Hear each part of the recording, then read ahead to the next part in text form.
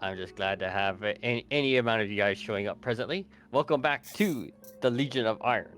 And last off, what happened last time? I'll go ahead and refresh from the previous, was it 2-3 weeks? And then I'll also just rehash a little bit as to what Ace did in his mini campaign last session.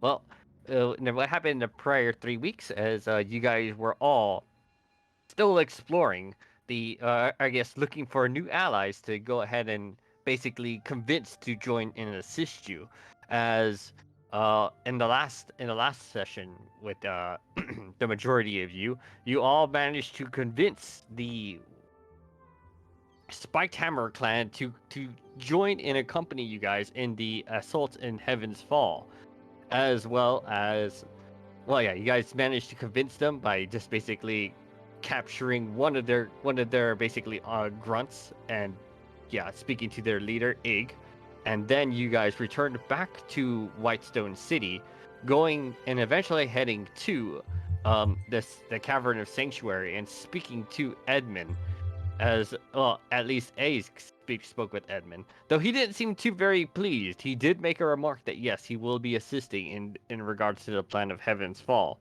As eventually as you guys were leaving, you guys paid a side visit to the west wing of the Cavern of Sanctuary, and you saw a prison with the located with with two imprisoned assassins. With a bit of interrogation, you guys discovered that they of how they still how they have still been coordinating with each other despite the fact that their lair has been compromised. As you found out that they seem to take the chance during the attacks to basically regather at their lair to basically formulate plans as such. Given this, the sad campaign that Ace began, thus after you guys left the Cavern of Sanctuary and began the 6th day proper, Ace was asked by Lord Albert to basically inspect, to have a look see at the assassin's lair to determine to see if maybe there were something there, as Ace was there basically doing a stealth mission and investigating. There were already paladins stationed there to pretty much keep watch to make sure that nobody enters.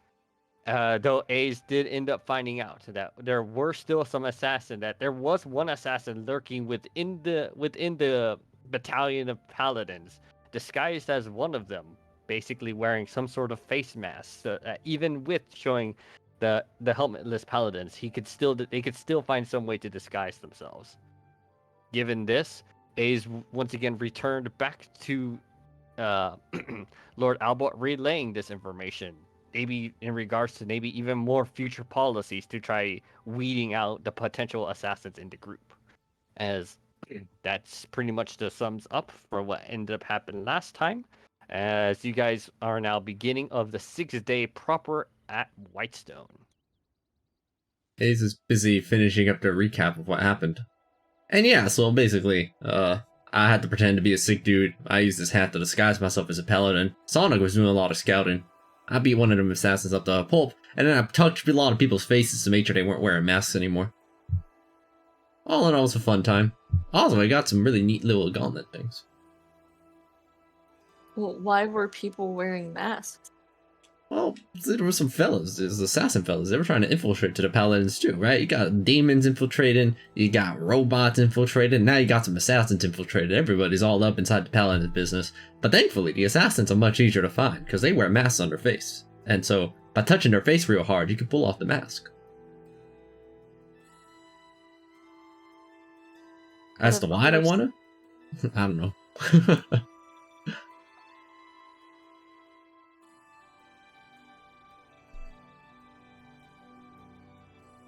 Alright, I bet it's roughly about time to... No worries, Charlie. You can either communicate through us through Discord, or you can communicate through us through Roll20. Either one's fine. That's whatever you find more comfortable. Yeah, if you type it to Roll20, we can definitely see it right there. And then the DM can also just narrate whatever it is you do or say. Alright, now, I bet it's about time to meet up with Big Al, because we got some demons to kill. We're about to go full Demon Slayer here. Yes, of course. All right. I guess the intention is to see if you could get an audience with Lord Albert. I imagine you're going to try, hopefully, speaking through the agent on the Stone End, or are you going to try approaching the Citadel directly? No, just through the phone. He He's pulls out the rock. Yeah. I think we're ready. We're all freshed up. We all got our breakfast. I brushed my teeth. Wait, hold on. Let me double check. Y'all brush your teeth too? No, Okay, yeah, they're ready. Celeste does not. Oh no. Oh no. Celeste doesn't even sleep, so Well, they kind of have. Well, I guess they don't. They just go into The- trance. Yeah. There's a chance about it. All right. So I imagine at some point you speak to the agent on the other end, and you probably say something along the lines of, "You want to speak with Lord Al," or like, I guess, this is the. I guess, I'm gonna say with your little adventure, you're probably at least closer to the midday of the 6th day. Heaven's Fall begins on the 7th. So what exactly did you want to speak with Lord Albert about? Just tell them that we're ready and that you can go on long rest for today. Oh, okay. Yeah. So you relay this information to the agent, the other agent on the other end, and he says, "Ah, okay. Well, you guys have done plenty, I think. Lord Albert's still quite busy after the information you had provided to him in regards to to the the assassins being able to infiltrate the Paladin associate the Paladins. Hmm. He probably still working on the policy changes necessary for that. We don't know when those policy changes will happen, but we're hoping for it to be soon. Now, as for yes, go ahead and get your rest. Take all the time you need. Prepare for tomorrow. That's when the designated plan begins. The the plan is supposed to begin inside visit like sorry. When the before the plan begins, be sure to arrive closer to evening around 4 on in the city of in the village of Forest View. As you are quite aware of Forest View, there should be at least a garrison available inside of there. It's primarily used where the White Shield orcs keep tabs and protect that village as well. Go ahead and visit there at the designated hour. But for now, I bid you adieu and get plenty of rest, adventurers. I guess it's just another lazy day, y'all. Let's go and chill, because I got no spell slots, man. I used so many. I was dashing back and forth. I'm tapped out.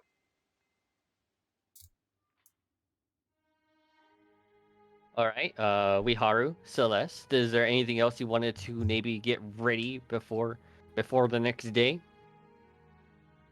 hmm. You got any cash to burn? If so, getting some healing potions might not be a bad life choice. Yeah, I have Healing plenty. potions, maybe want to speak to somebody. Yeah, plenty of time right now. How much are healing potions? I know common ones are 50 gold pieces. I don't know about the better rarities. Yeah, you'd have to tell us, Stefan. They will cost the appropriate amount. So like the regular magical potion, regular healing potions are 50 gold pieces, but for the rarities on upwards, will start from uncommon to rare and so forth. How much money do you have, Megan? 2,087 gold pieces. 2087. Some greater healing potions would be 500 each and would heal for 44 plus 4. And if you wanted to, like, not burn through all of your cash, regular healing potions are 2d4 plus 2 and are 50 gold pieces a pop. I will buy one greater healing potion. Cha-ching. You got any cash on you, Iharu? Otherwise, you may want to do the same thing, since I have a feeling we're not coming back here anytime soon.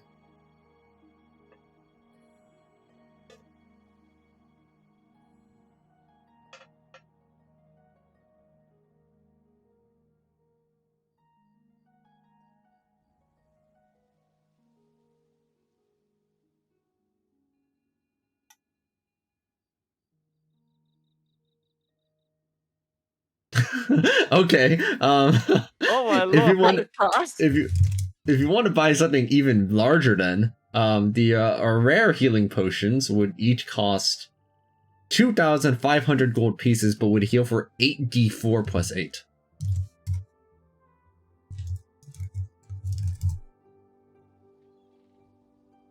So, if you want money to burn, that is theoretically a solid amount of healing for each one we use.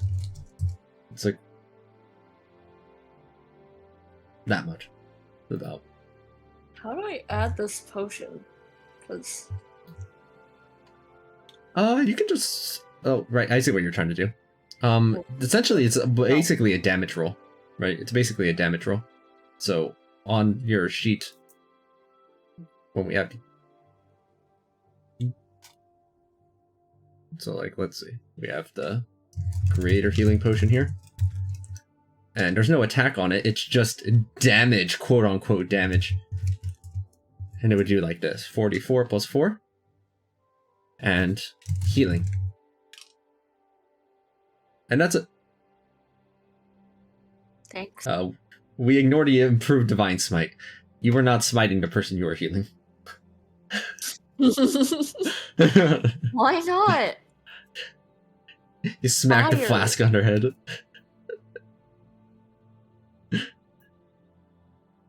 I smite thee. Smash.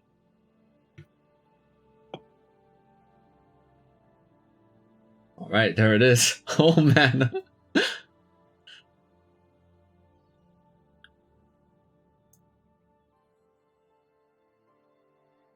Jeez. There's a lot of That's a lot of potential. money. Yeah. And you have it on your sheet as well then, right? It's 8d4 plus 8, which... I mean, we have your lay on hands for a while, Celeste. That'll help us out. I have no healing, so it's basically you both with the healing. And you got your Yasuo, which will be very useful against these demons. Yep.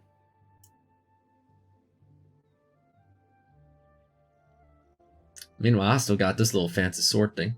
As you see, it's just molding back and forth their little living metal into various shapes and sizes. They even make it look like Yasuo at a certain point. Doesn't quite do the same thing though. It kind of looks the same.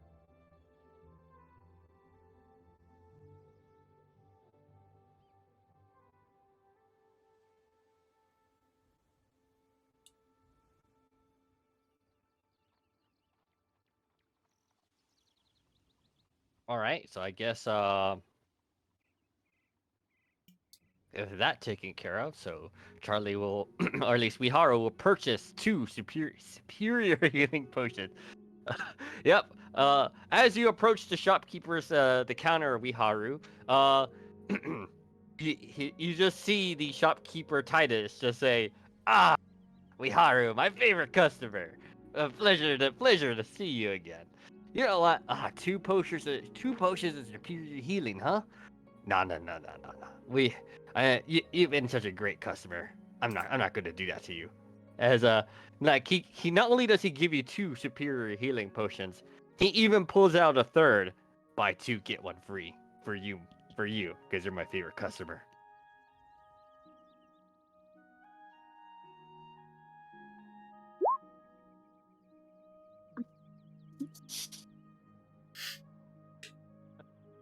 And Celeste, did you also purchase anything?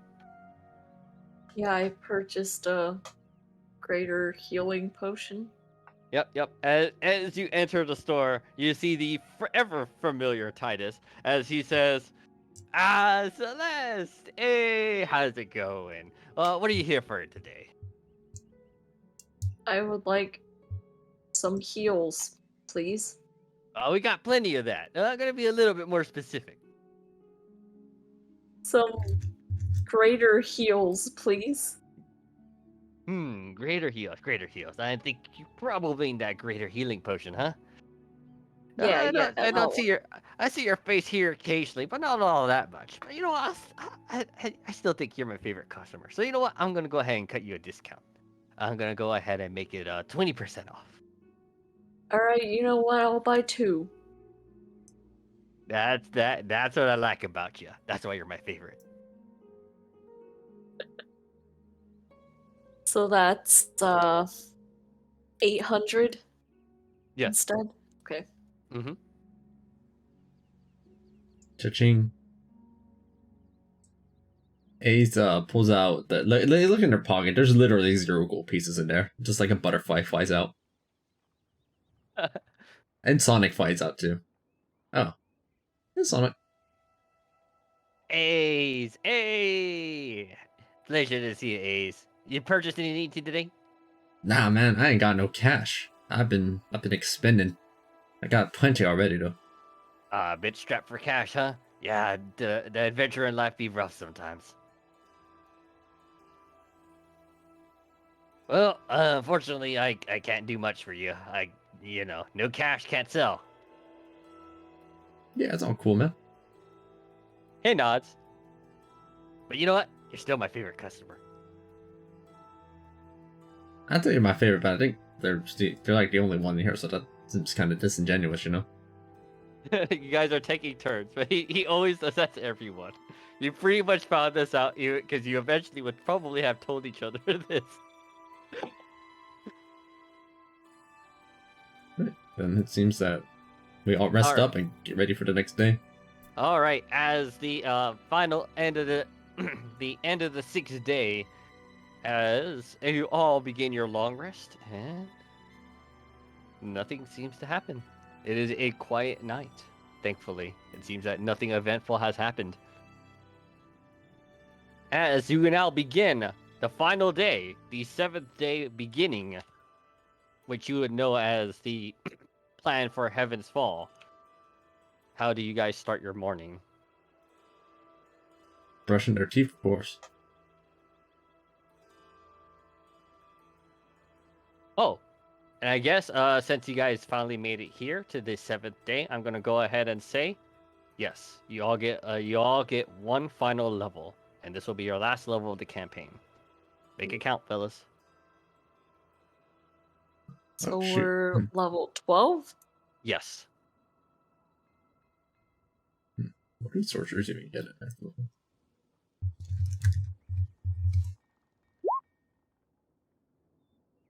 Ooh, some nice rolls. Oh, you maxed out. Nice.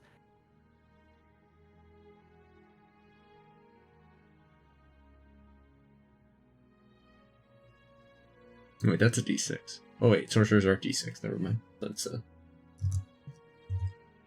Take that, Jay. How does it feel? Roll terribly. I think it's about average.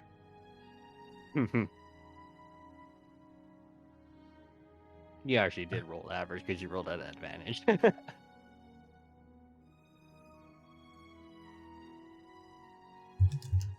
mean, I know we got another spell, but sorcerer spells aren't exactly amazing at 5th level. Let's see what I got.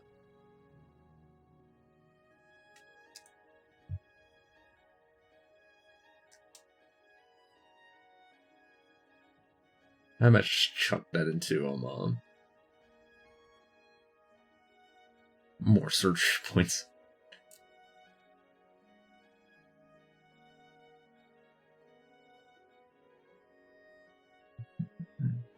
Why are these all concentration too?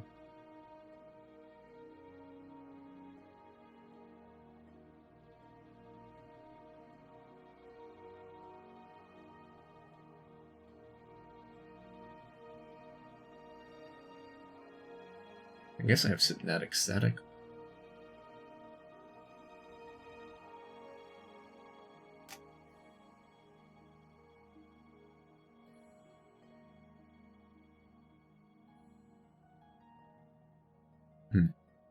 Sure.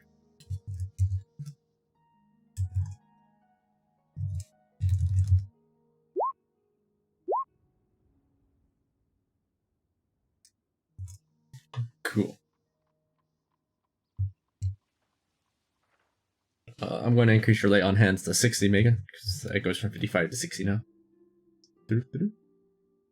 Cool.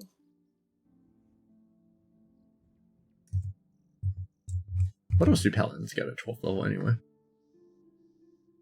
Let's see. Not that much.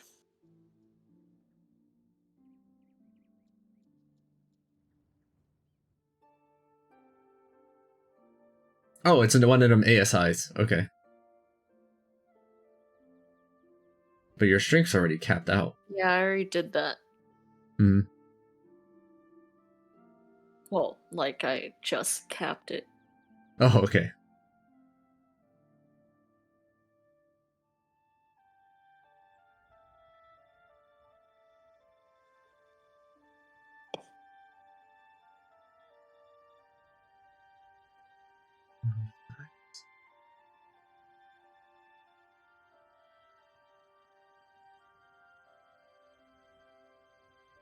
Okay, yeah, I think I'm done. Same. Right, I guess just waiting on Ueharu.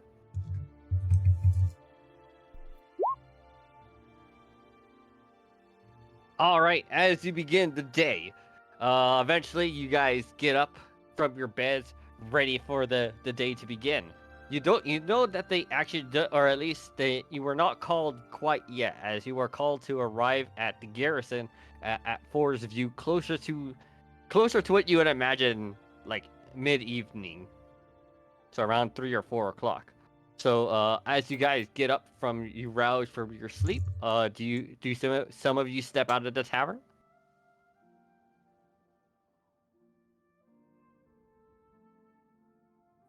Yeah, they have to, though. Yes, they're heading over to Force Yeah. View. All right, as some of you step out of the tavern, what you notice, you notice an interesting sight. Uh, for the past couple of days, you were quite privy and quite aware of I guess the the lack of paladins in general along the city. As you step out, you notice that maybe there are at least 3 times the normal paladins walking around the city. Some of them are actually still wearing their helmets, while a couple of them are not. Actually, most of them are not. As even when occasionally you see that maybe one paladin will look towards another that's still wearing their helmet, approach them, and just basically like almost like seems to like tell them to do something, as they'll eventually also take off their helmet. And underneath the helmet, the paladin themselves looks rather confused about all of this. But you're noticing that there are definitely a lot more paladins walking amongst the city right now.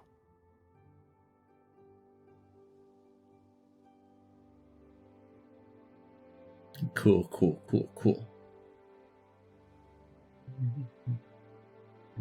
They continue heading over to Force View.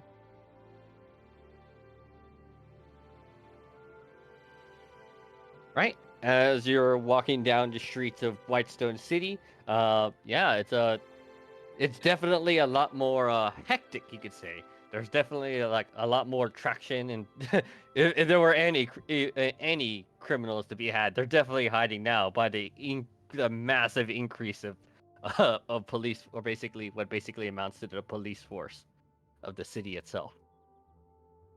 As you guys are stepping through, I imagine, to the south or east gate, to as you're entering, you do see like there's like a massive influx of paladins entering the city as well. Cool. That's a lot of Celeste is fellas. just like, alright, whatever.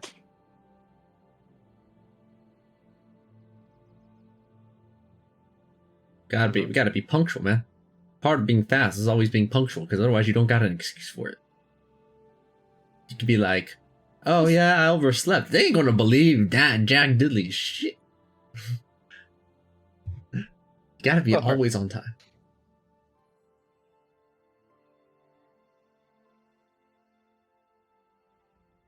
Yeah, A's ever to be the ever present. You guys arrive at Forest View Village. Uh-huh. And at Forest View Village, It's still kind of empty at this time. It doesn't seem like the massive paladin fluctuation has arrived. I'm gonna go ahead and say it's probably around. Maybe unless you guys wanted to have slept in, it's probably around 12 o'clock. So it's about maybe you're 3 hours earlier than you needed to be. As yeah. So you're about 3 hours earlier than the designated date. I'd imagine you're probably just gonna just chill around the city or the village itself, waiting for the appropriate time to happen. My dad always said that we gotta always arrive at places a few hours early. That's what being punctual is about. I'm also lying. I never met my dad. I don't know him. I imagine he's just like you. I'd be surprised, actually. Would I? Let me think about it. Let me think if I'd be surprised about that. So I'm gonna say you guys are right around here. You easily get past through the orc guards. The of the White Shield clan. They seem to be just standing guard as usual, but they recognize you guys as you guys have certainly crossed through here before, and they let you guys through. It is still about midday. Do you guys just choose to just spend the time? The garrison is right here, the big building. Guess we'll just wait around for everyone. They'll show up. All right, is Wiharu and Celeste also just going to wait around? Sure. Okay, Wiharu.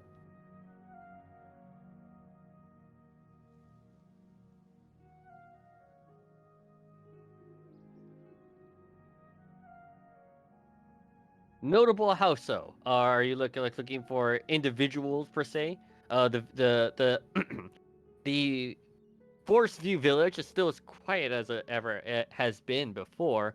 You're maybe you're taking a look at the surrounding in general. Though I think the orcs themselves, unlike the ones inside of the encampment that you guys a while ago, these orcs appear to be helmetless, much like everything else, or at least much like every other paladin that you have seen.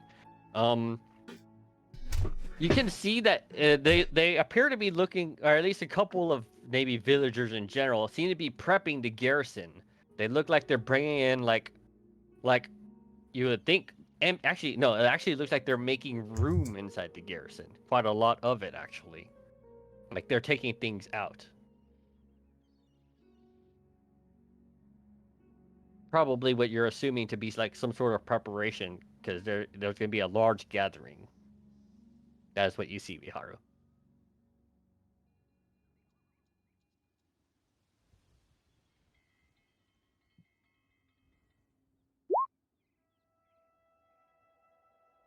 All right. As you guys wait, the next 3 or 2 hours, as it is now around 3 to 4 o'clock, where you assume that maybe you should start arriving towards the garrison. Oh, okay. All right. It seems like the rest of them are finally showing up. Bunch of non-punctual assholes. They should have been here an hour ago. As the timing draws ever closer, you actually do see a large group of paladins start approaching the city or the village itself. Some information, some being led by a commander of sorts. And eventually you do see some familiar faces, as that one commander alongside his small paladin entourage appears to also have been accompanied here.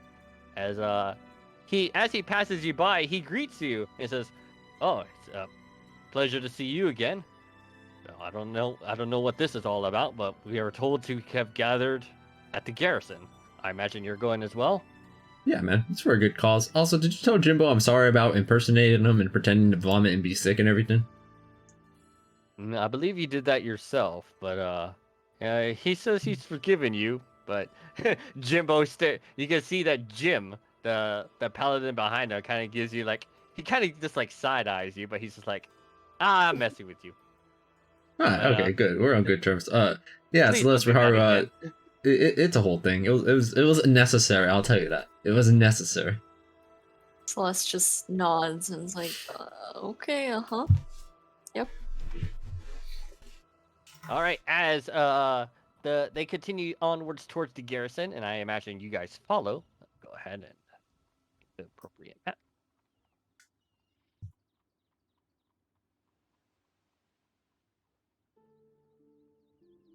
There you guys are.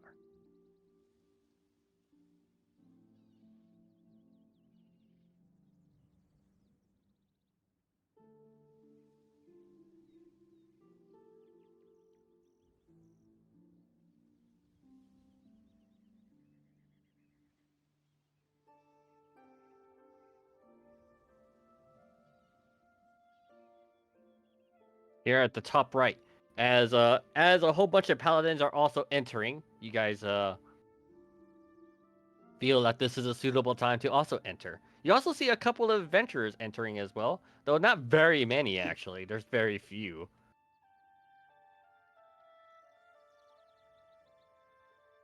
Celeste is ready.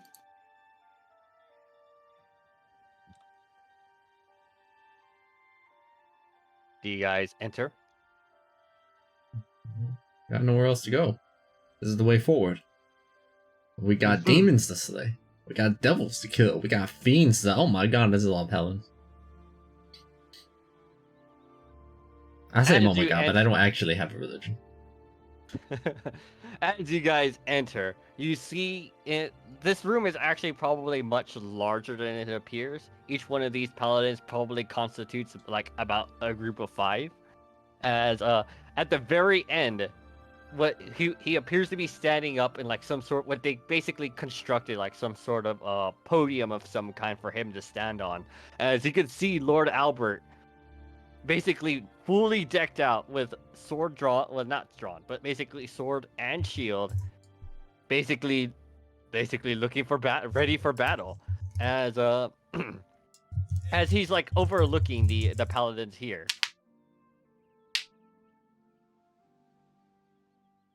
Yes, about 275 paladins here.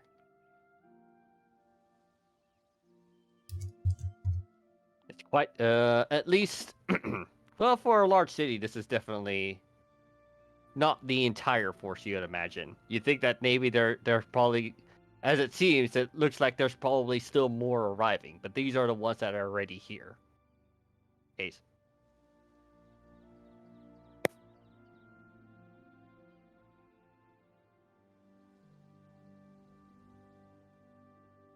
As Lord Albert seems to begin. Brothers in arms. We finally found it. One of the entrances.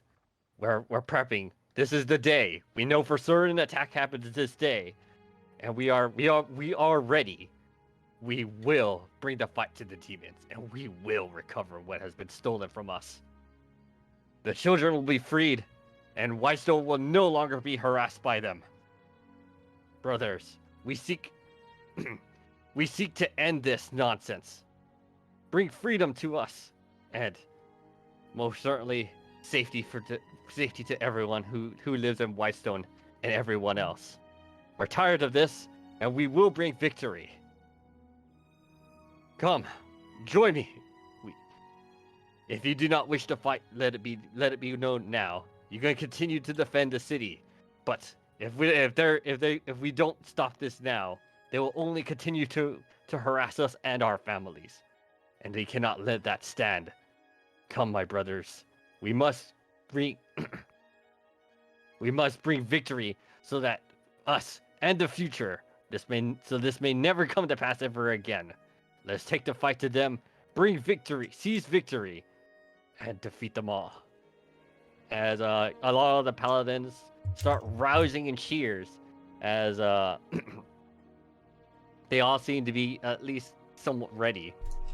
Do any of you guys do anything during this speech?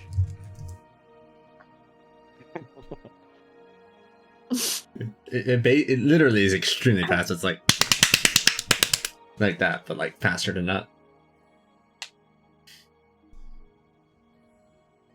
Oh, right. I forgot to switch to the music for this. Let me see. Dang it. I had the peaceful music playing when I couldn't. I could have had it better. This is the music that needed to be playing when you guys entered this area. Well, I can still use it too. So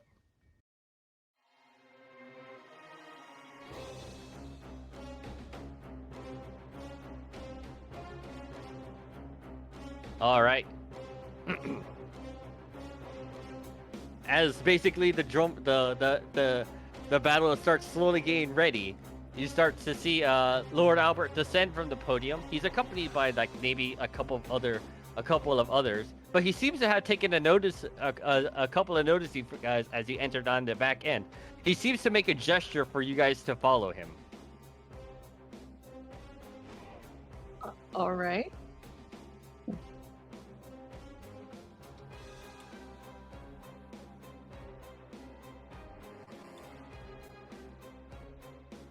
As you guys begin following him, I'm gonna go ahead and just move you guys closer so I can just.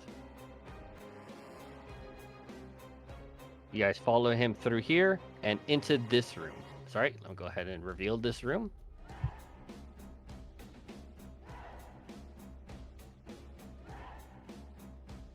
As Lord Albert sits on, or at least enters into his seat here, as he turns to look at you and finally says, "Ah, it's always so nerve-wracking to rile up the troops. Haven't had to do that in a while.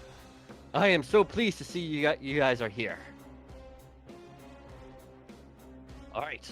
Well, I needed to further discuss a little bit more. I don't know whom your allies are, but I don't know when they'll arrive. But I assume that they will arrive when they're most needed.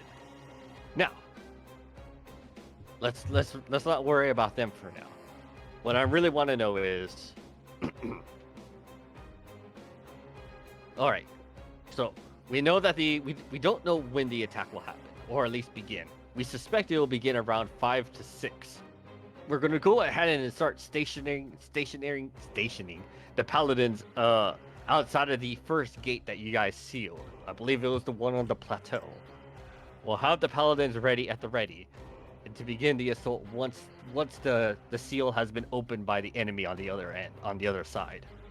Now, I don't know what skills or spells you have prepped, but we need somebody to basically subdue the person that opens the gate on the other end to prevent them from sealing it further, or to seal it again once the gate has been opened. Can I rely on your party to do so, to prevent them from doing so? Yeah, I think we got a few tricks. He looks at you, A, Celeste, that we hired.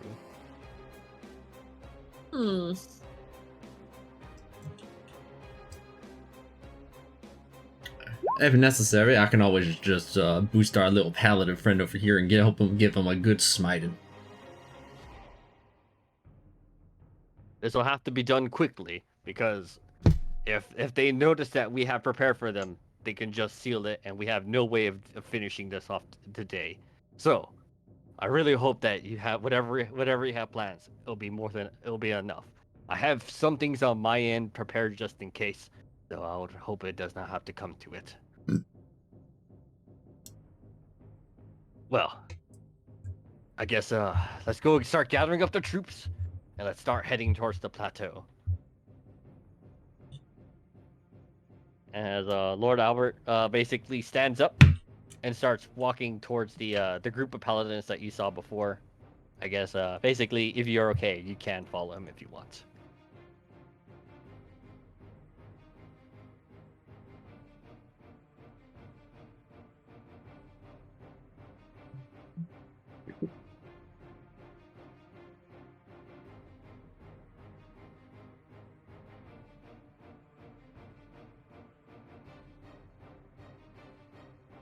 Like, as Lord Albert steps out of the garrison, and like maybe as you guys are also following shortly behind him, you notice that the rest of the paladins, like in formations of their own, start following behind him, basically following behind you guys as well.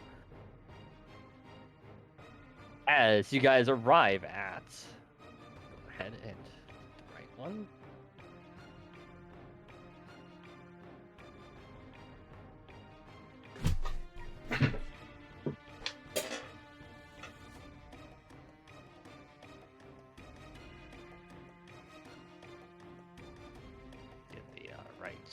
tokens out.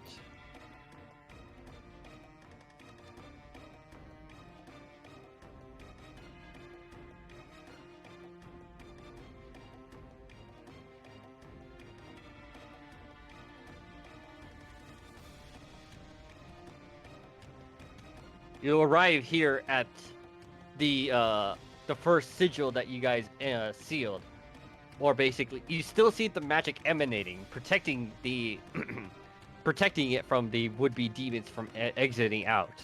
As it seems that everybody is like lots of preparations are being made. You see a lot of like barricades from the paladins themselves. Most notably, you see 3 really ordained what appear to be like some sort of war clerics. As Lord Albert tells you. All right, just in case, I have them ready to cast Hold Person on the person that who opens the gate. Hopefully it is a person, otherwise those spells are not going to be very useful. But for now, we wait. Any last preparations you have to make, do them now.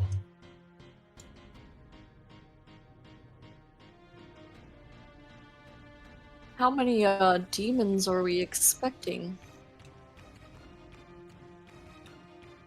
If we're going to be basically taking the full front of every single attack on Whitestone City, it's going to be a lot. But we have the entire paladin here, nearly the entire paladin brigade. It should be enough. And it should even be more than enough with you here. He seems to give like a light chuckle.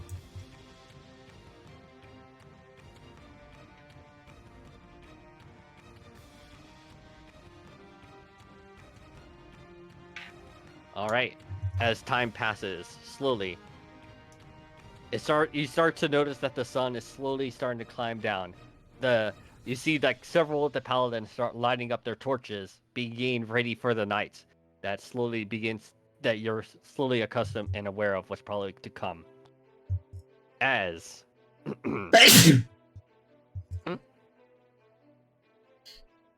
you see the clock start turning to around, or at least you're quite aware, familiarized by the sun setting into time. It is probably getting closer to 6 when the suspected attack starts slowly to begin. Usually the first reports begin, but nothing seems to happen quite yet. All the paladins have their swords drawn, ready to begin the engagement. Oh, sorry, didn't quite catch that. Okay. As eventually, still very, very silent, but until what you could feel hits around 6:30, you see here at the center, the gate slowly start to fizzle out. As on the other end, you see this man. Everyone, roll initiative. Yeah, I think I know that person.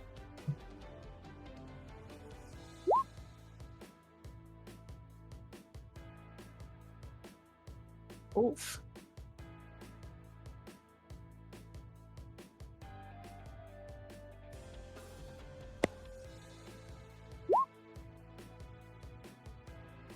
Whew. I'm gonna go ahead and say that he's surprised, but he is still very fast, so you have a single turn to pretty much get ready. As from behind him, you actually also see several other demons. You see several demons behind him, but they seem to be not. They don't seem to have caught up at this time. As Ueharu, you're the first to act, and during his surprise round. Hold on, I need to go ahead and roll me another character.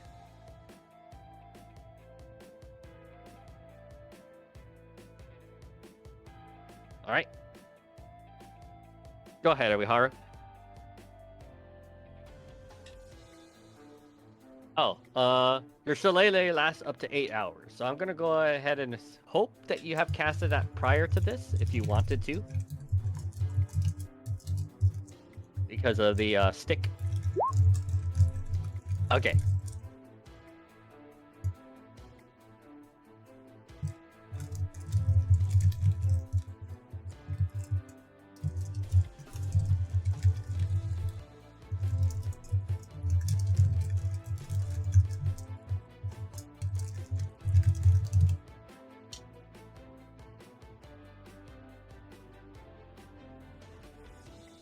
Oh, Wall of Thorns.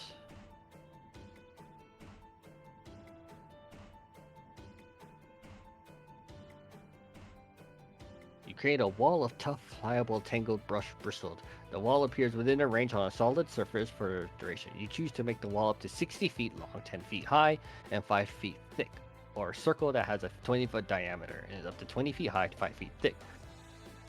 The wall blocks line of sight. When the wall appears, each creature within must make a dexterity saving throw.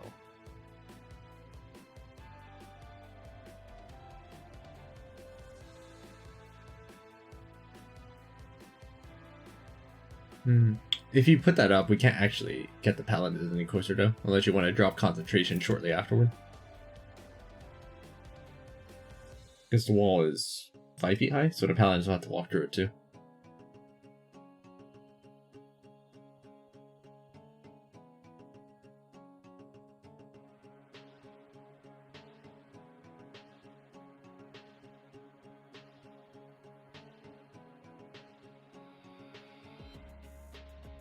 Yeah, sure. You can see that a couple of them are probably like 60 feet inside the tunnel. Oh, if they're in a tunnel, you could cast it out directly on them, Haru. How nasty would that be? Yeah, it is definitely a tunnel that extends pretty far down.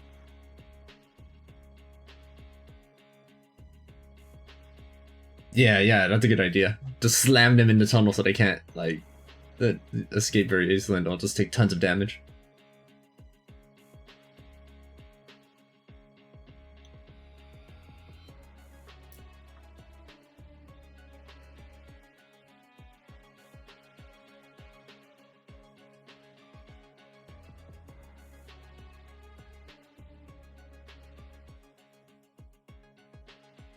Alright.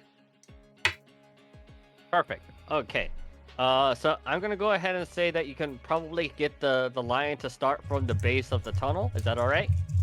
So it doesn't hit any of the demons, but you'd imagine that if they start approaching, they all will be basically torn asunder through it.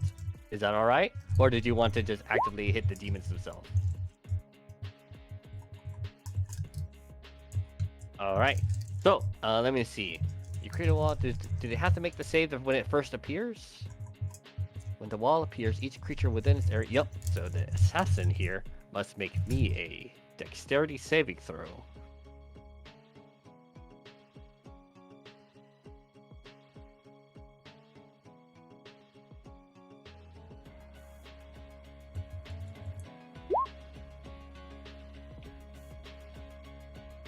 He passes it, but I think it's a all or nothing.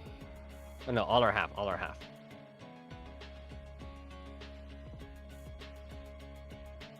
Oh, I had rolled before the 38. Well, sorry, 34 damage back there. I was just gonna take that. Even better. That's 4 extra damage that you otherwise would have gotten. We take those.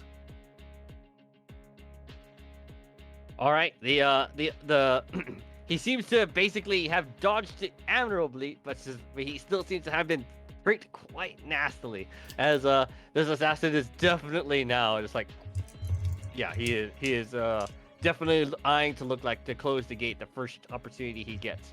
A's. Oh, I'm sorry, Vihar, did you finish your turn?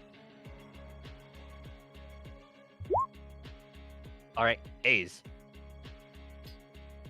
Alright, we gotta whack this fella. Let's go whack him.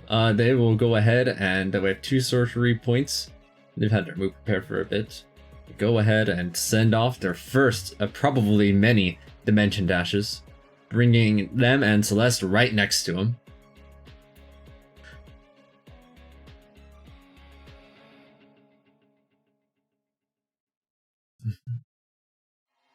Let me see, how does this worded?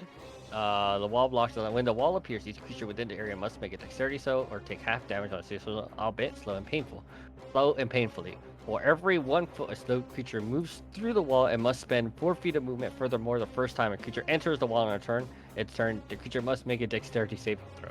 So I'm just gonna go ahead and say, probably for your guy's sake and Wiharu's, that he casted it on them and further back. So I'm guessing you're right in front of him to avoid getting pricked by it. Yeah. Okay. And then action athletics. Now at advantage because of the gauntlet. Mm-hmm. And he will contest. No, the first one has to be athletics, right, for a grapple check. No, it can be athletics or acrobatics. All right, so he's going to use his acrobatics for this one. Unfortunately, you did not catch him. Whew, that is a lot. Let's see. 19 and 18. Shoot, I'm trying to see if I got any. Oh, wait. As they try and get out, right? It looks like their acrobatics are so fast, but A's, it's faster. Agile shift, they reroll it.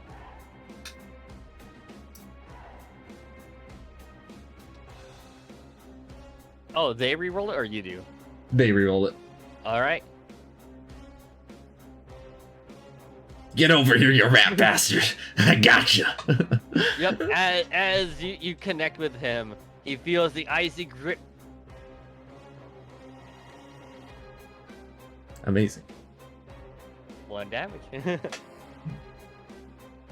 He's gonna drag him a little bit further back, but you should still be in range to whack him, Celeste. Be make sure. All right. I'm just trying to get him as far as I can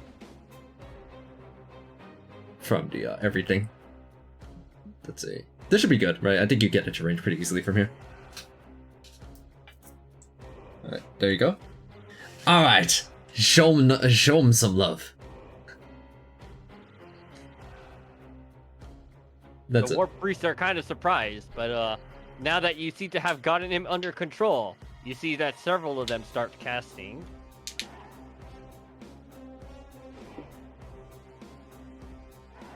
Let's see.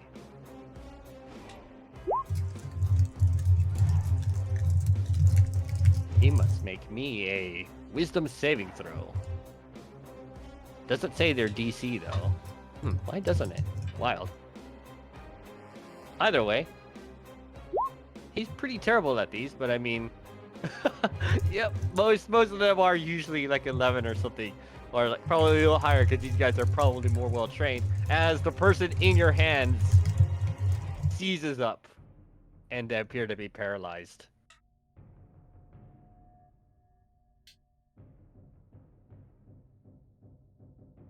Trying to find the icon.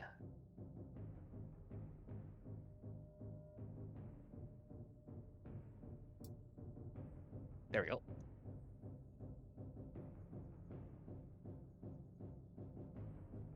As they start saying, as they all shout a battle cry as the paladins start motioning forward, but they seem to be letting you handle it as they're gonna basically hold off the demons from approaching.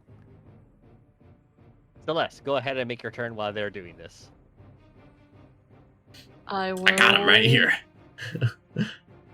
Get in his face and start wailing on him. Oh yes, go ahead. Every attack is at advantage because they are paralyzed. Oh. No. And every hit is a crit on a paralyzed target as well. Do I need to re-roll those? Roll 2 more No. attacks. See if you crit. Oh, technically they all. Oh. There it is. Okay, yeah, go ahead and roll me the one that rolled the crit one, just roll it twice. Alright, let's go ahead and do those then. And I'll also Is it- use 2 divine smites. Oh lord. Okay, I mean I'm gonna go ahead and tell you right now, the divine smites were probably unnecessary. Never mind. Yeah, they were definitely unnecessary. As you literally, how do you want to kill this guy? I will cut him in half. And then in half the other direction too. For good measure. Perfect. Basically torn to pieces.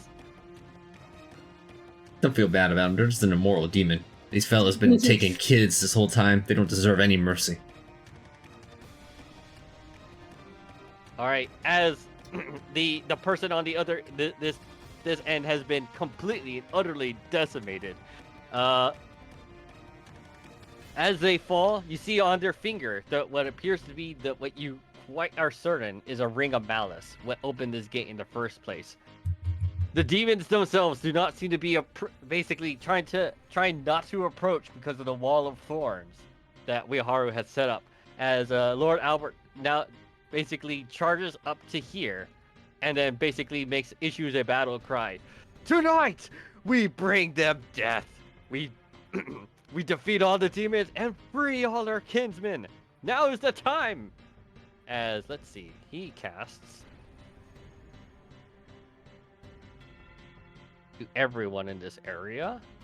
Where is it?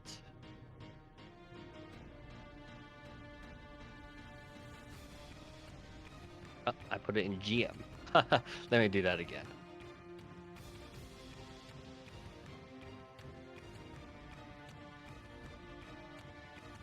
Neat.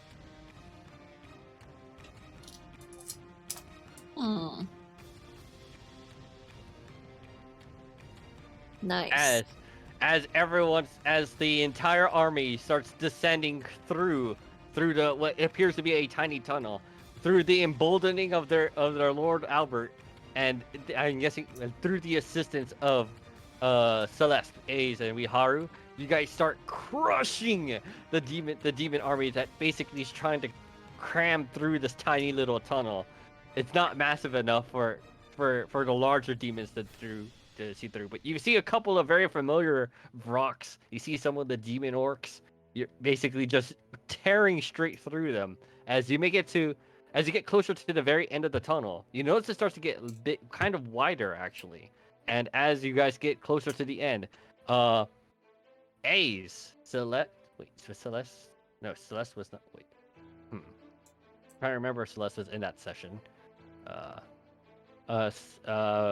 Megan, were you in the session with the gladiator? Yes. I think so. Okay. The guy that was summoning like the thingies. They're What like are they little called? imps that exploded, right? Yeah, those. Yes. Okay, so you were there. All right, Ace, Celeste, and Ueharu. Towards the end there, once you get closer to the end, what appears to be closer to the end of this long tunnel, as basically just almost like a slaughter fest of demons at this point, with the emboldening of Lord Albert and everyone's assistance. At the very end, you see a large gate. It looks to be around 20 feet long and about 20 feet high. It is absolutely massive. And you see a very, very familiar scene where even when lit, the inside of it does not appear to have any sort of appearance inside of it. As the army stands outside of its gates, and so does Lord Albert, kind of puzzled by this. Y'all should stay back. There's a bunch of little explodey fellas in there. We can go and handle it Here we real go quick. again. I think we know how to take them out real quick this time, though. Lord Albert, like, I can't let you guys handle all of this yourself. I will follow behind you. All right, just make sure. Be prepared. Don't kill the little blowy fellas up, or they'll blow up fellas. He nods, and you hear some other sounds further back than what you assume to be the Kingdom Army, but you hear some other sounds coming from behind, but they don't seem to be in too much of a rush. As do you guys enter the gate now? Gotta just charge through, I guess. Yep. All right, Ueharu, let's go. See, they got us all surprised last time, but not this time. This time we know what to expect.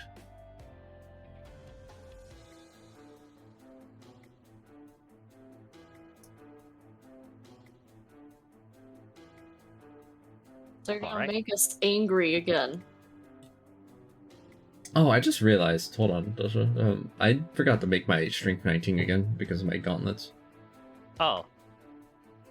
I was wondering why you were only rolling a 5 or 4 plus 4 to your Let's see. athletic. to your grappling check. It should have had +4 more on it. I don't think that would have been enough the first time anyway, though, so it's fine. It just would have been 22. All right, as you guys enter, you step through into the gate. You guys don't see a gladiator ring like you were expecting to see, actually. Let me go ahead and show you what you guys actually see.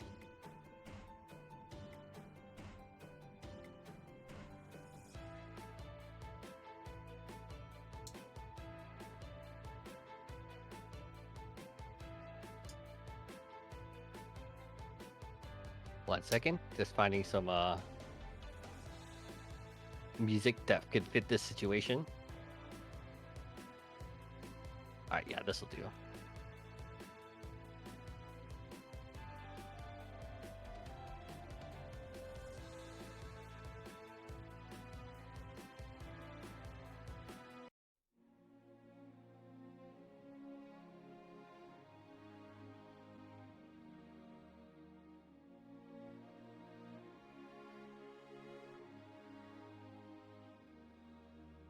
You guys here at the bottom?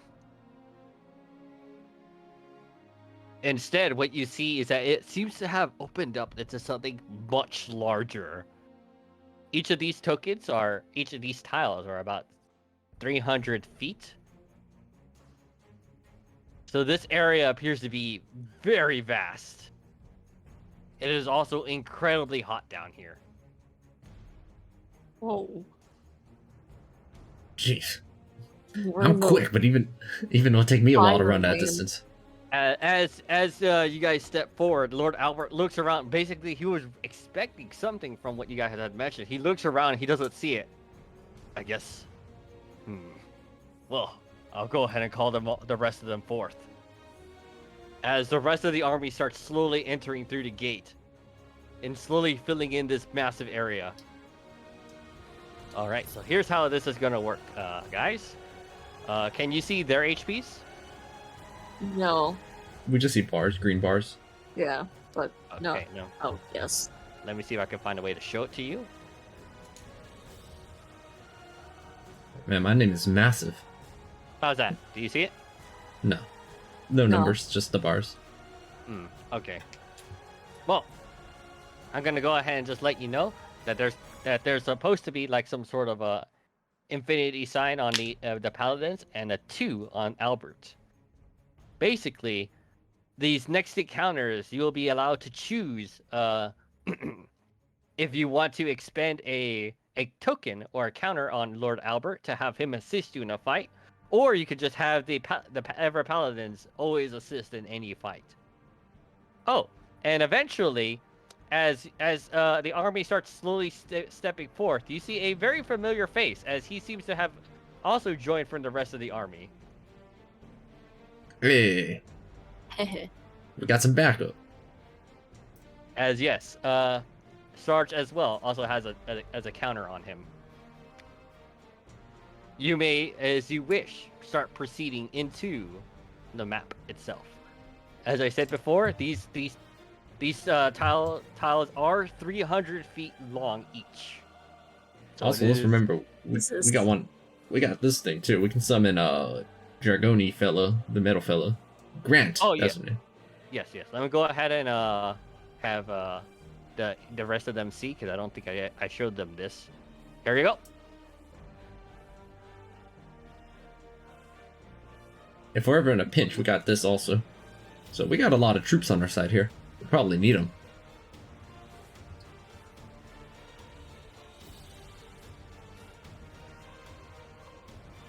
Cool. Cool.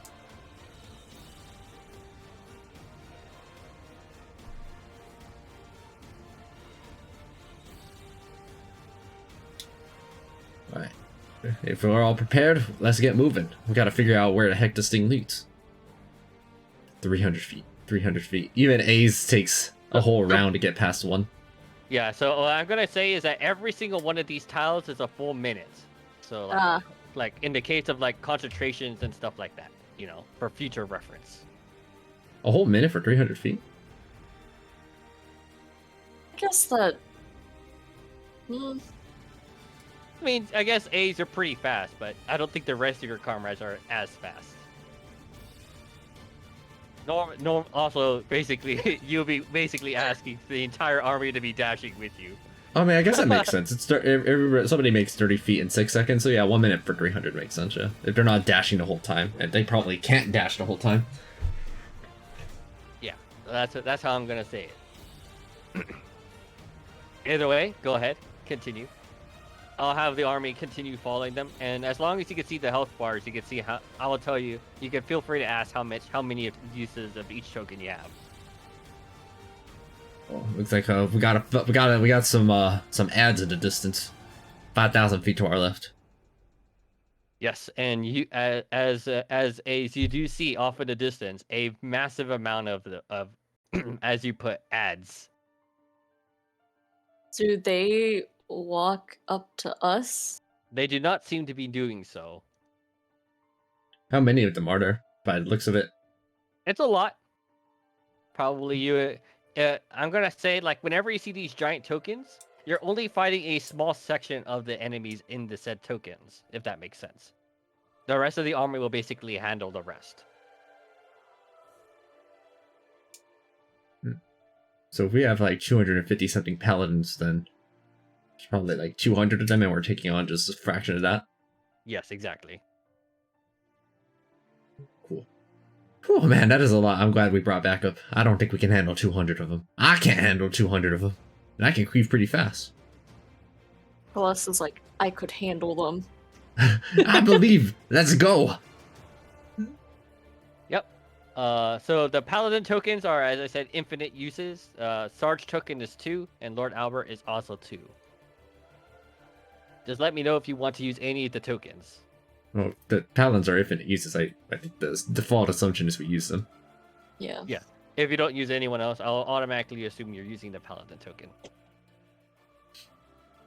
All right. Do you charge your? I guess I mean there's only one way forward, right? So I'm just gonna go ahead and just place your tokens there.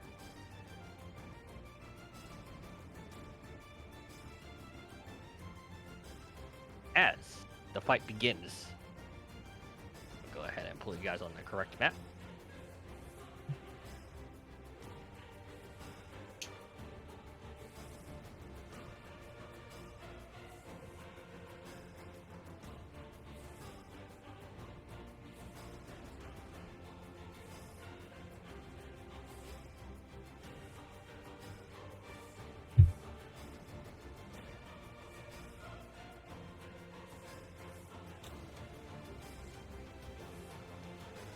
Sorry, just taking a little bit of time just to clear out some of the other things that are out on these maps as well. Are we in hell? It is certainly hot enough that you think you might be, but you remember from the last time that you entered into that black gate of sort. It seems to have at least teleported you to some sort of extra dimension. You think that maybe this may be the equivalent of hell?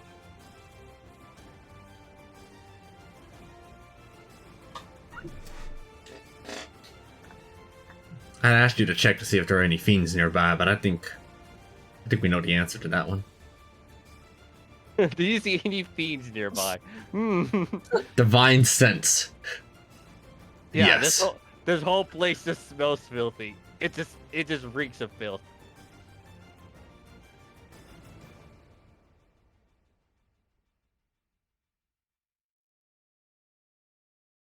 All right, and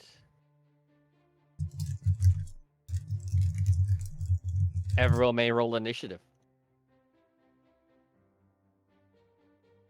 Then we'll go ahead and put these guys on here too. One more, just so it evens out a little bit. Oof. The rest of the paladins can handle the other demons. We'll handle this a little bit.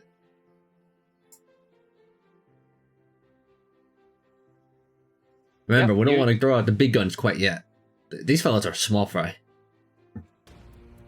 The paladins seem kind of the paladins with you seem kind of like they don't seem nervous, but they appear to be quite happy that they're on your side. Ace, You're the first to charge into the front line of this group here. Alright, it's time to pull out my new trick. I've been reserving this one for a bit. They go ahead and will use their Sonic Booming Blade. That hits. Oh lord. Yeah, you definitely tore him to pieces.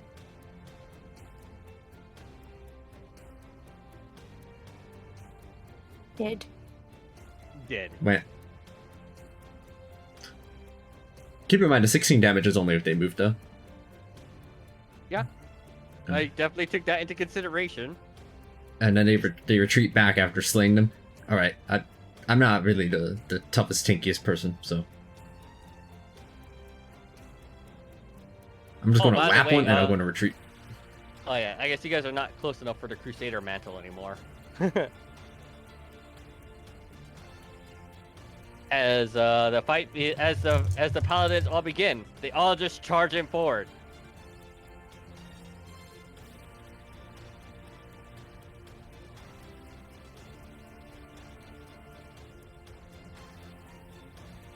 All right, let's see which one of these can attack. So it's 1, 2, and then one more. The dead. That's a miss, but once again, another dead. And then this is also a dead.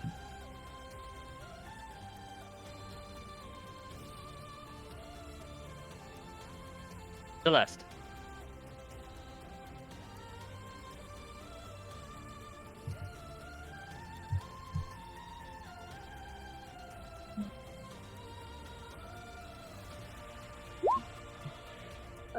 Oh wait, that was supposed to be on normal.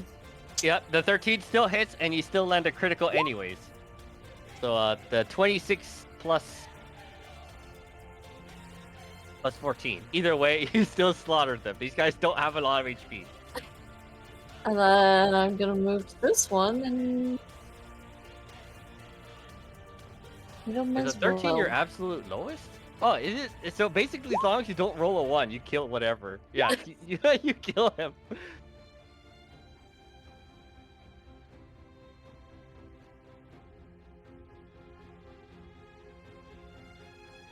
Alright. All right, Wiharu.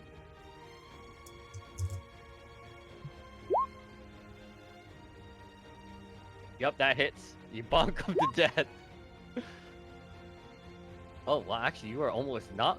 You almost did not finish him off. Either way, you definitely bonked him. Dead.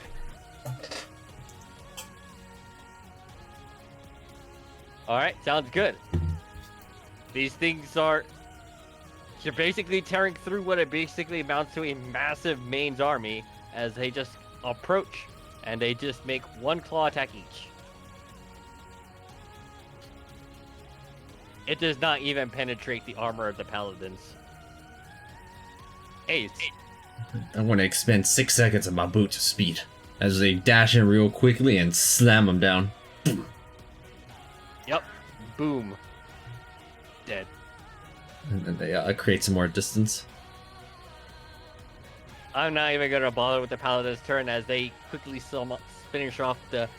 You basically tear through the front line of mains that you had in front of you, alongside the paladins.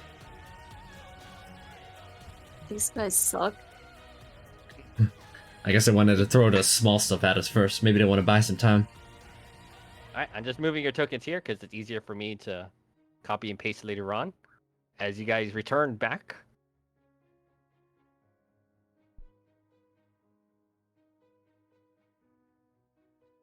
I'm just gonna say that this entire group is now dead.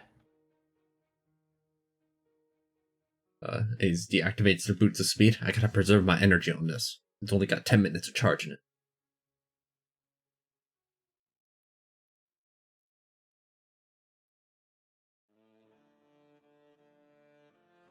All right, Wiharu and Celeste, are you following behind Ace? Yeah. It seems the path breaks up into various sections at this point. Do we want to go and handle these fellows, or should we check the corner? It'll take us about 7 minutes to go and check around the corner, though. It's a big distance away.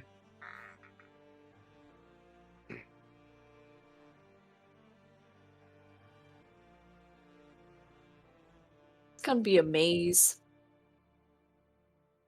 So you think that if it's a maze, we should go about it the way mazes do? Because they say that you should just hug the left end of a wall if you're on a maze. Good idea. Alright, so we'll check around the corner. Maybe those fellas won't bother us.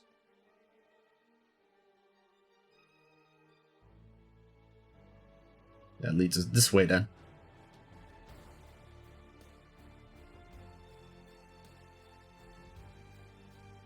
And that brings us to these jerks. What Oh, if we for hugging just... the left edge. Oh, true. Or we could go up. Let's put it into dice roll.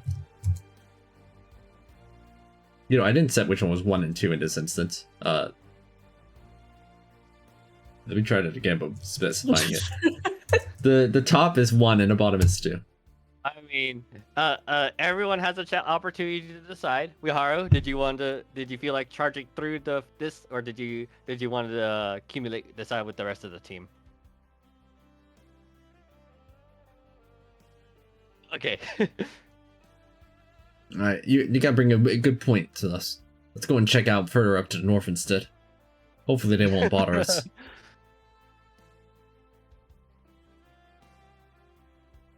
Yeah, you don't see. It doesn't seem that the massive army basically will attack you. Ah, you gotta be kidding. Let's go.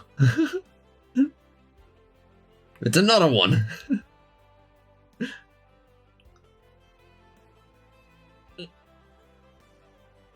Just All right, imagine that fire emblem sound when you start a combat.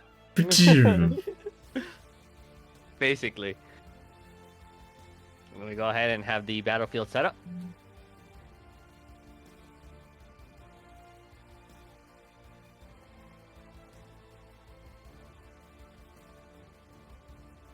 Man, this brings back some memories. You weren't here for it, Celeste, but these fellas were like some of the first demons that started attacking the city.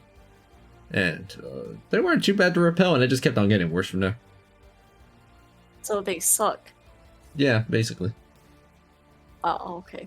There are a lot of them here, but yeah, with the might of the paladin army before you, you think that the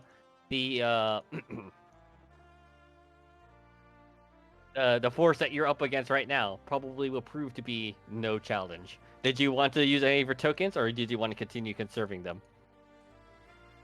These fellas chumps. Yeah, up to you. I take it that means you don't want to use their tokens then? Nah. Okay.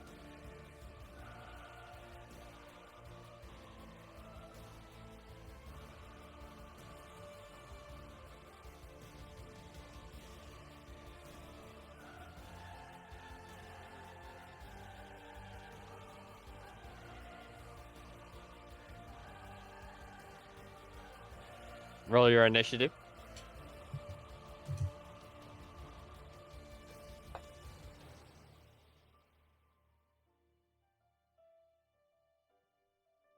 These are horrible rolls.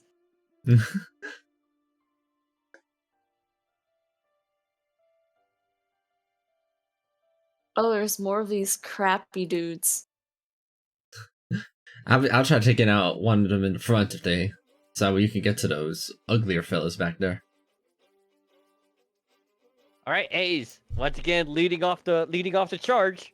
Click their heels together, move up, and metallic sonic boom. Well, as you charge up, you've seen this before. Go ahead and roll me a DC 11 Wisdom saving throw. Oh yeah, I forgot these fellas do that.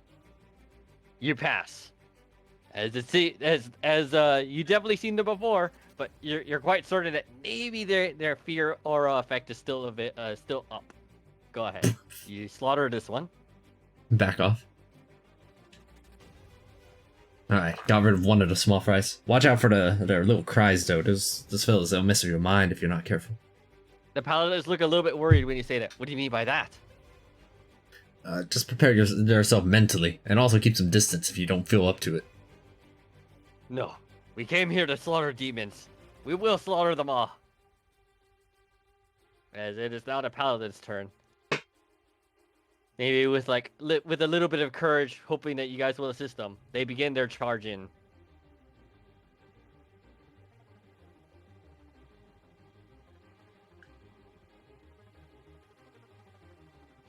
Let's see. Check one thing. My measuring tool.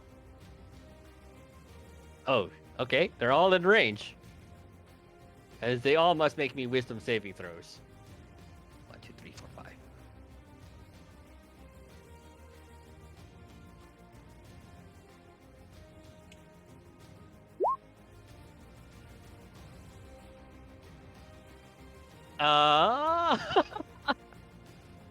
Two of them don't, but you see that 3 of them are. What's it? I think it's just Oh yeah, 3 of them become frightened as they are no longer able to approach anymore. Miharu.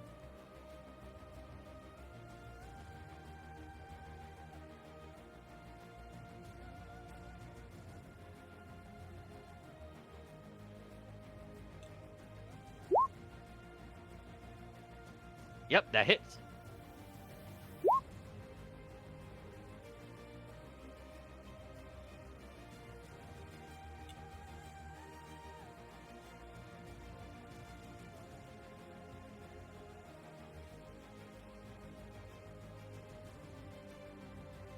All right. It is now their turns.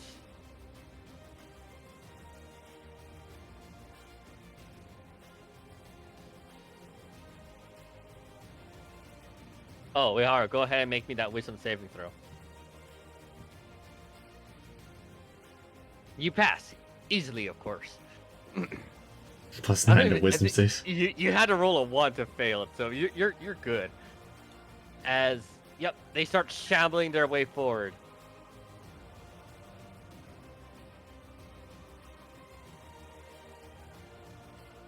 As let's see. 1, 2, 3,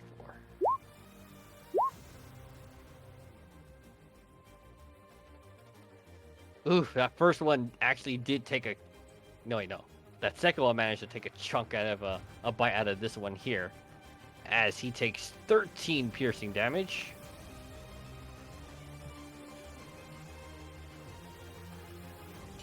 And must make me a Constitution saving throw. Failing, they are now poisoned as well.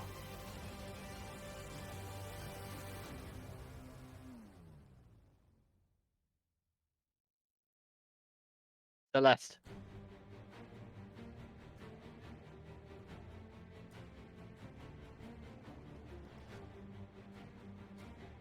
Go ahead, make me a wisdom saving throw.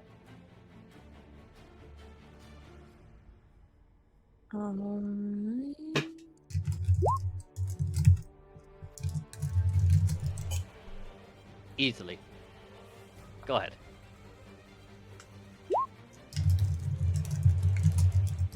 Yep, that connects. Is he still alive?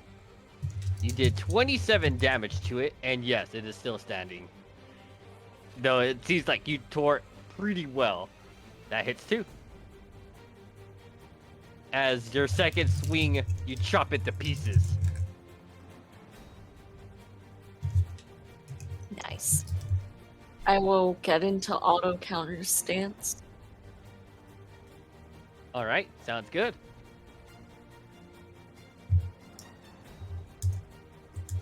It's now the main's turn. Though there's only one left, as it steps forward and tries to swipe at this paladin,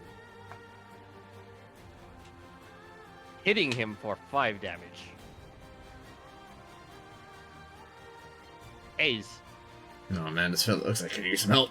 Alright, I really hope these things aren't immune to fire. As they pull out their metallic flaming blade.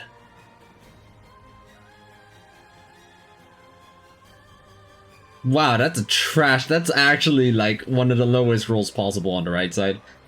I seriously got a 1, a 2, and a 2 on a 3d8. Wait. So wait, how does the damage calculated? Is it both of them or just the... The first one hits this target, and then the second one leaps over and hits one within 5 feet. Oh, okay. So you do 35. It says fire slash slashing, which is the fire part. The farther part is the 3d8. So it's 10, 17. 17 fire damage. So 15. So if I do my math here, 16 slashing, 17 fire. Yeah. So yeah, as you notice, yeah, these things are indeed resistant to fire. Man, I guess I should have figured. What? As you step back, go ahead. You also you're supposed to make me that wisdom saving throw, and as it also tries to take a bite out of you. Oh, Bob doesn't let them opportunity to attack me if I hit them. Okay, right. I keep forgetting you have that. Well, the paladins now start their turn as several of them start stepping to the plate. These are shivering in their boots, and he can't move further. So let's see. They're going to. These two will attack. Actually, these three will attack this one to try finishing off the one that you did here.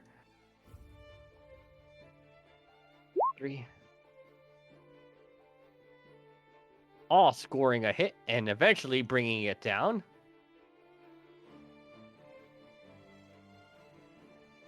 Oh, no, wait, no, because some of them are feared. So this actually does not connect.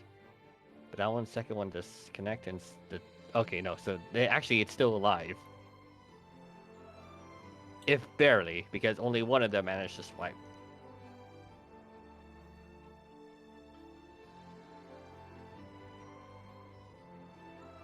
And this one will attack the main to the right. At disadvantage because he is feared, but oh, dang it! All right, wait, Haru.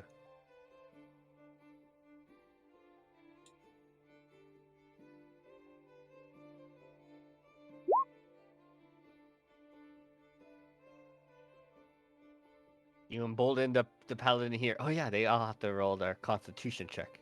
He has to roll a constitution check for that poison. Oof. Well, he'll get it again afterwards. But yeah, you gave him your guidance. Go ahead. Or is that all you're going to do on your turn for now?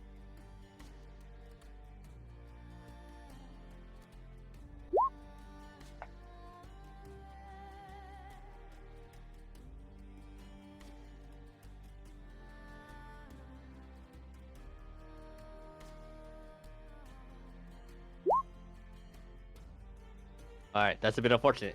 Go ahead and make me that wisdom saving throw. Though I think you still have to roll a 1. Not likely, but it is possible. Yep, there it is. And it is now their turn. Yep. Several of them start eyeing the paladin that has been wounded right now and is poisoned.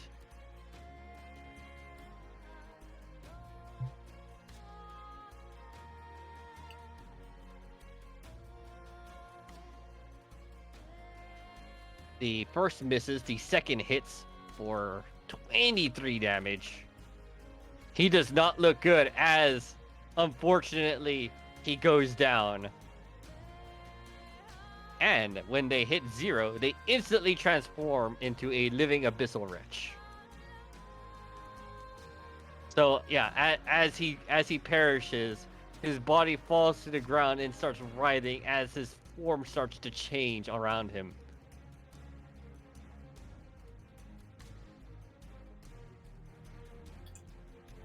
Oh, that ain't good.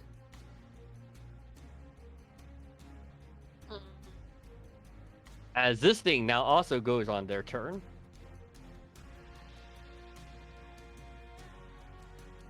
As it just turns to look at the paladin to the left that's currently feared as it takes a bite out of him.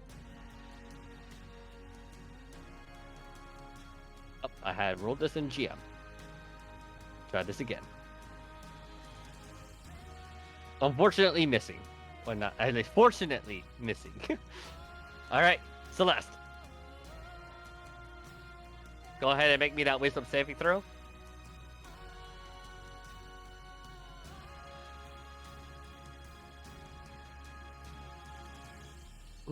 Oh. Thanks to your aura of protection, you maintain your sanity. Nice. Yep, go ahead.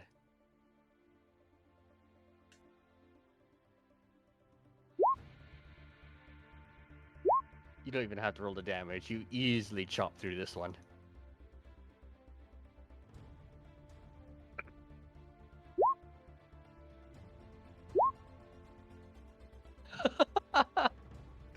Jesus. Well, you automatically crit on anything you hit anyway, so it doesn't really change much. You still do 16 plus 8 plus 5.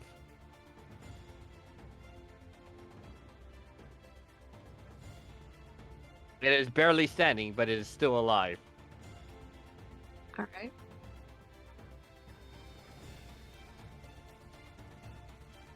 And I'll get into auto counter stance. All right.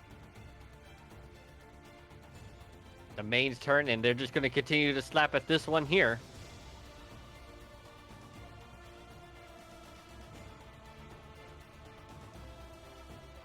Fortunately, not passing through the armor. Ace. Alright, nice shot. They will move forward and go for the. I guess I better stick with just thunder damage then. Yeah, that one's Is dead. So dead. I don't think I still want to use any of my too many of my resources here. These fellas aren't even that tricky, but they will back off from this. Sure. There's a Moloch feat. Work on. You are feared. Oh man, I don't like what they're doing to these paladin fellas though. It's kind of spooky. You are feared. Oh, you got it. Yeah. But that doesn't get the opportunity attack because I don't hit them.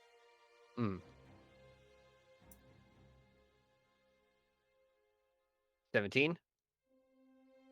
I'll take the hit. It just noms on you. What it once used to be an ally is now just a vile desecration of some sort of weird hand thing. The paladins are a bit shook up, but they came in here knowing what was gonna happen, as they start swinging at their former ally.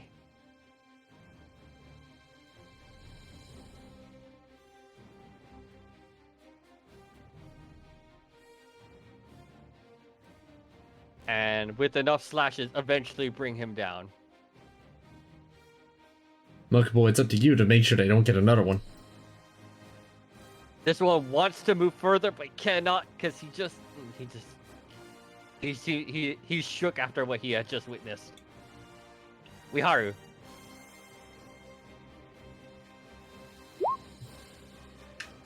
Easily.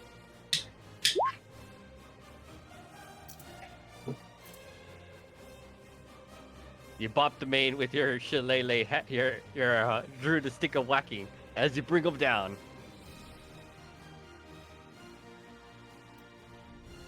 I'm gonna go ahead and say that this Rudderkin has absolutely no chance, as eventually you guys break the line of Rudderkins. Gaming over this, and victory is yours. The paladins seem to be a bit saddened about the loss of their comrade, but they understood what this fight was going to be as they continue to press on. They kind of just leave his body though. Right, just moving you guys back down to the south again.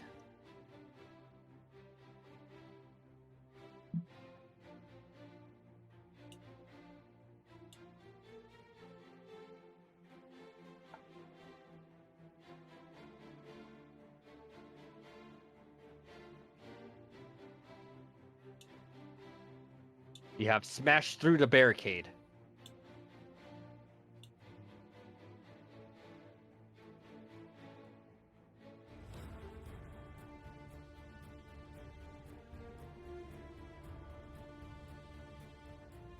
Alright. I guess if we stick it by the left edge rule, still we just keep going up, huh? Oh wait, that's the. Eh. Eh, maybe we Whew. Man, it's already been 30 minutes. That's like actually it does I think straight up take 30 minutes to get from there to. No, 23 minutes. 30 minutes to get to where Celeste is. oh. What Well- you see before you is sorry, I couldn't change the size of these things, but these are actually smaller. It appears to be some sort of building. It's pretty large, but do you guys decide to enter it? It looks to be at this point in time almost like as there are no demons around. This area appears to be more safer. You'd imagine. Do you enter this building? Well, Haru, could you scope the scene? Make sure that we ain't getting ambushed, because that's mighty suspicious.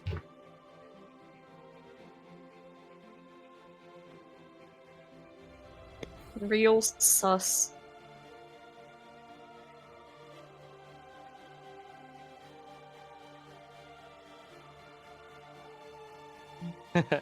All right. You observe the area. You're like looking because yeah, this entire area seems very suspicious. By the at least because this place has been nothing but filled with nothing but demons. But as you enter looking around, you're like, wait, yeah, this. It seems that some of the demons can't enter this area.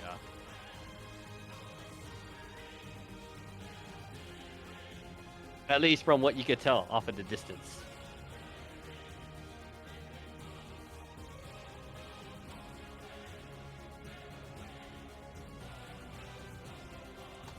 I guess we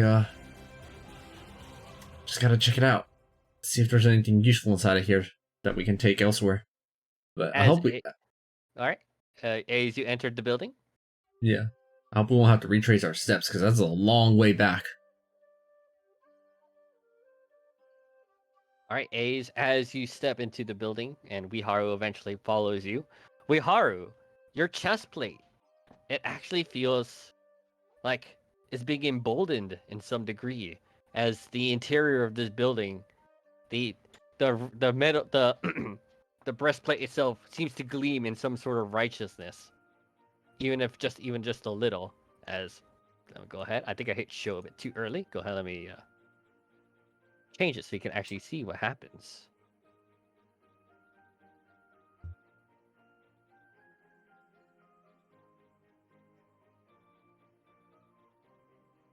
There you go.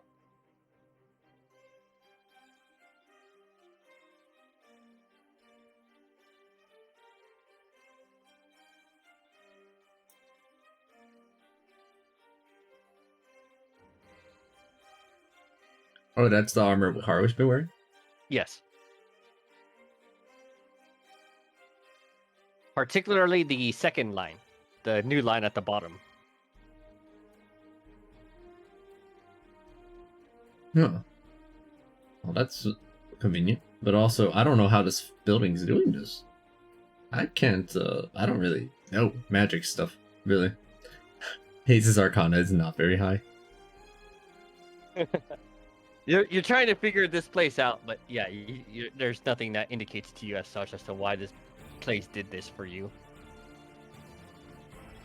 Well, let's not complain too much about it as long as it ain't cursed.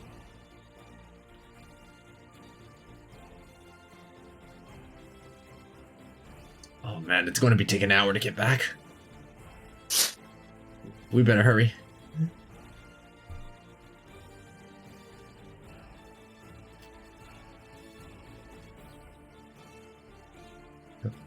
They begin the hour trek backward. 1 hour later. 1 hour later, here's who we see. Yep.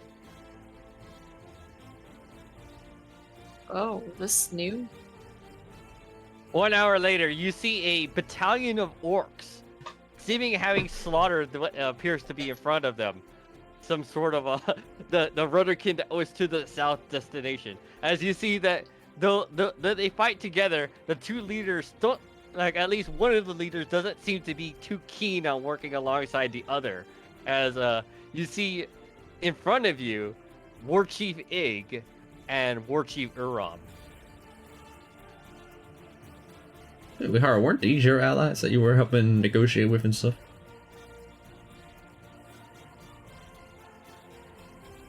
Glad to see that they joined us. Oh, I see. Yeah, that's kind of that kind of hurts a little bit personally, I think.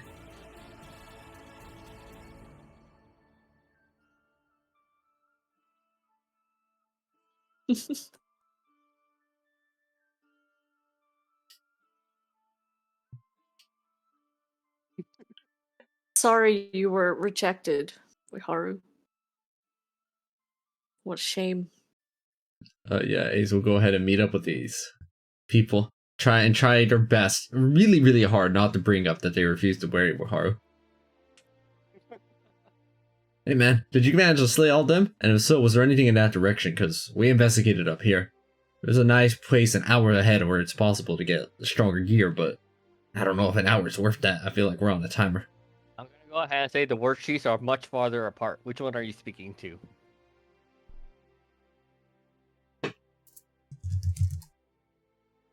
The fella on the left. You're speaking with War Chief Uram, as he says, "Yes, me, we the White Shield clan managed to clear out the area. Though at the other end, we just found a temple, but it seems to have just enhanced one of our current gear. It seems." How far away is it? The magic does not seem to be permanent, as we've tried it with many others during the brief time that we had there, though we didn't stay for very long. It seems that going in there provides no further benefit. I see, so it's a one-person dealio. Alright, we'll keep that in mind, y'all. Anyway, we better all start moving. There's nothing to the north, and if there ain't nothing to the south, then only one way to go is to the east.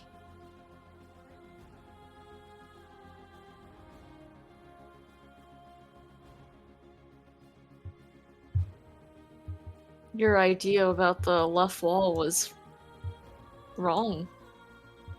Hey, I don't make the rules about mazes. Honestly, you know who would have been excellent at this maze? Miro. That old grumpy fella. They would have known what to do. They would have known exactly how to solve the maze. Maybe they had like better tricks than I do. Oh, ignore this guy, go up. Given the timer that we're on. Well, we have some reinforcements now. No. Oh. Do we want to fight Satan or a goat? I've never really encountered either of these. You familiar with either one, Wiharo? I believe Wiharo is probably familiar with these.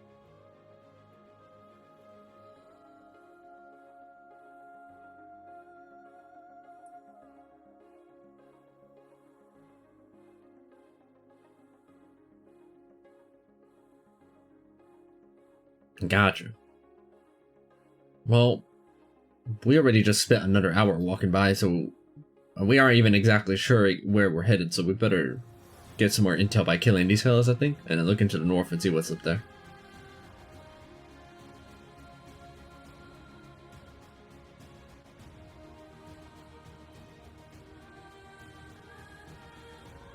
Alright. At this point in time, we're starting to get to the tougher enemies.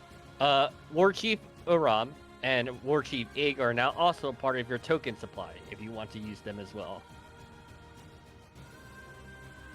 They also have 2 tokens each. Should we try some stronger help this time? Sure, we could. We just met these orc fellas. Let's see if they'll help us out with these jerks here.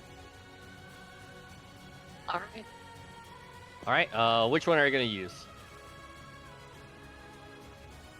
A suggests the orcs. Yes, you use the orcs, but either War Chief Uram's group or War Chief Ig's group. Yeah, sure, Oram, since that's who A's just recently talked to. All right, Uram.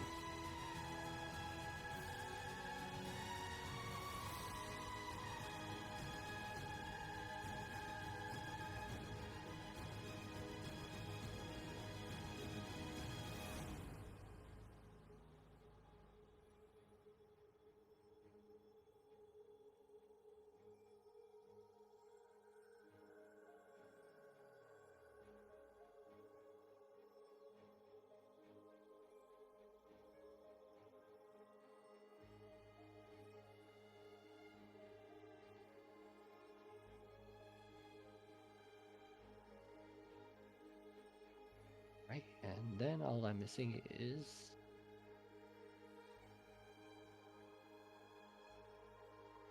Ah, here they are.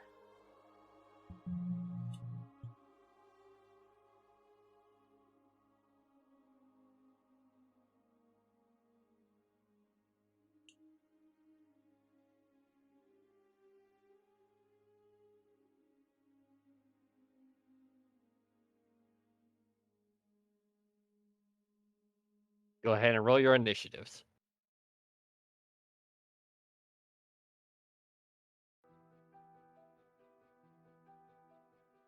There's a lot fewer of them than last time, but we got some stronger help this time. I hope the other paladins will be Oh okay my and God. fighting the rest of these demons. I have not had a good initiative roll this entire time.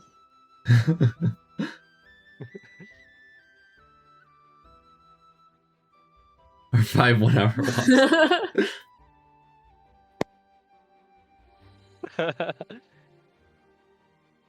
It is a lot of walking, as oh, wait. Oh, I was like, wait, I'm missing a token. No, it's not this one. It's this one.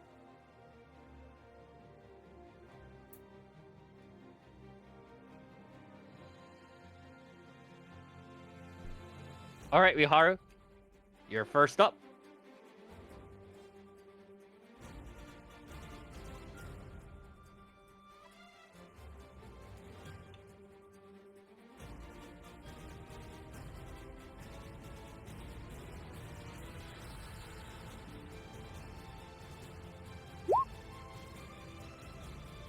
No, their bodies appear to be attached to the ground,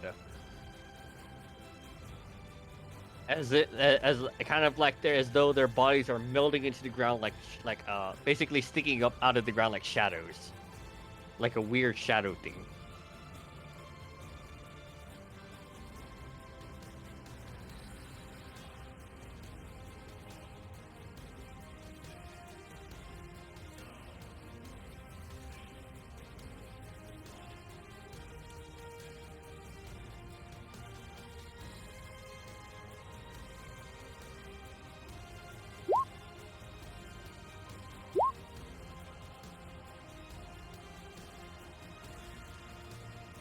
Hmm.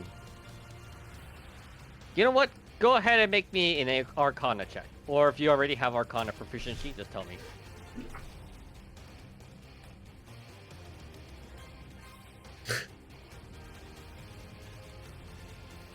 Unfortunately, it's very difficult for you to tell as you've never fought these things before.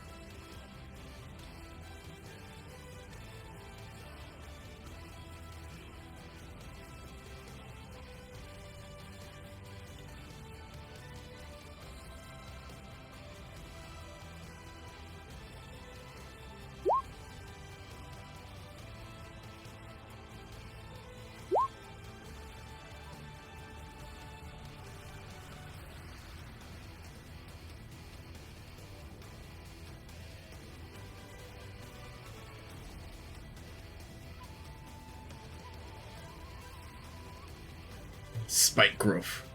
When a creature moves into or within the area, it takes 2d4 damage for every damage. Okay?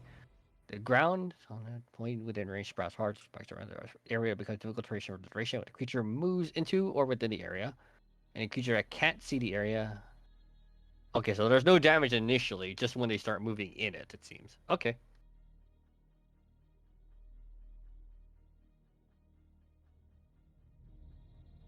Is that all you do for now, Wiharu?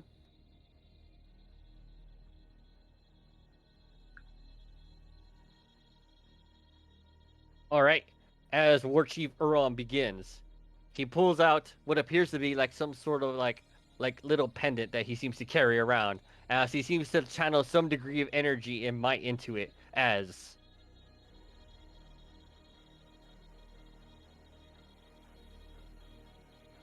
everyone here gets a bonus 2 to their AC. Nice.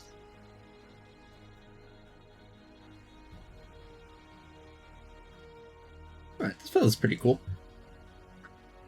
Hmm. As he steps over here, I will hold the line if necessary. Prepare yourselves. Ace. Right. Hayes will go ahead and. Actually, they don't have enough movement to actually do this. That's a surprise.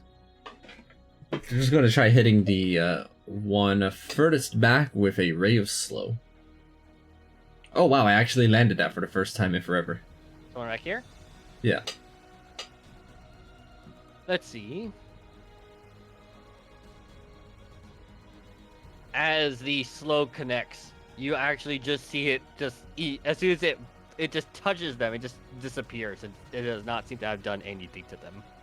Does it slow them down? Or is it still not even slow? It doesn't even seem that they slowed. Gosh dang it, the one time I can finally land it. I want to keep some distance though, and I'll just get ready to strike. Bonus action, quick heals together. And I just keep using this in only 6-second, 20-second intervals. I think I should have plenty to last the entire time. All right, it seems to be the orcs' turn as they step forward with in front to next to their war chief, as they all seem to be readying their actions. Emboldened by his ability, they all step forward and basically hold the line. All readying an attack, as it is now the Shadow Demon's turn. As maybe this one steps forward once. Viharu, go ahead and roll me that damage. It's a 2d4. Taking that piercing damage. And upon noticing this, them and the rest start flying up about 10 feet. And then they start moving in 20 feet in the direction of the party.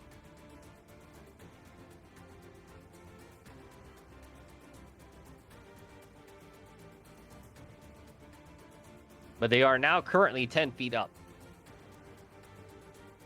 Celeste. Alright, well, I'm gonna use my wings of flying so that I can also be in the air.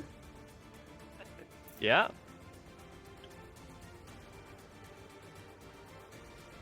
And then I will go up to this guy.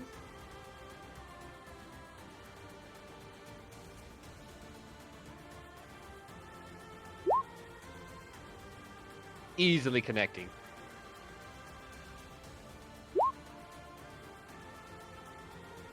And again. Nice.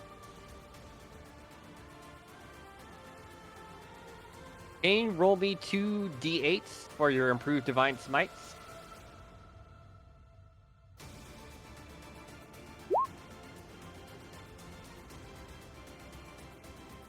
As you slash at this one, he's flying. He is no longer flying because he is dead.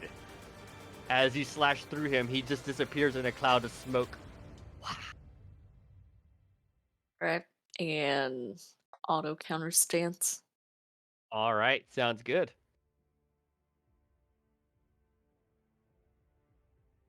Viharu.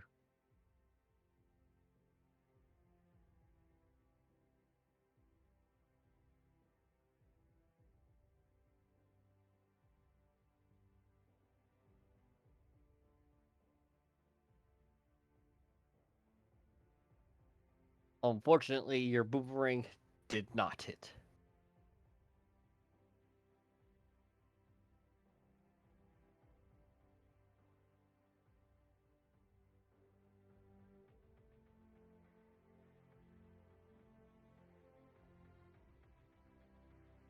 Is that it for now?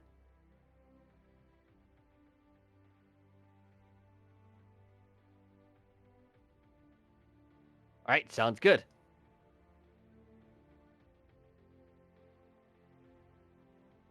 All right, as he looks around and says, I don't have very many spells, unfortunately. Can't hit them when they're flying." As he steps forward to make sure that he's getting in range for his aura effect. to make sure to benefit the maximum number of people, and also just readies in action. A's. These good approaches. They're in the air, you said, right? Yes, they're all 10 feet in the air.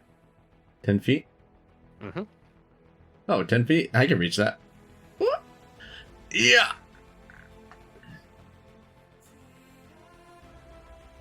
So the 22 damage, and then plus 10 if they move, right? Yeah. Oh, hold on. Thunder damage. Let me just check. Is it only thunder damage? Some of that's piercing. All right. How much is the one that's piercing? 2d6 is the piercing. So the Oh, 5 2d6 plus 4 is the piercing. Yeah. So it's 9 plus 13 is the piercing damage. As you're kind of annoyed at this point, Navy, but yes, the rest was in fact negated by resistances. He just backs off. Hit and run, hit and run, hit and run. That's my jam. I'm just here to hit and run.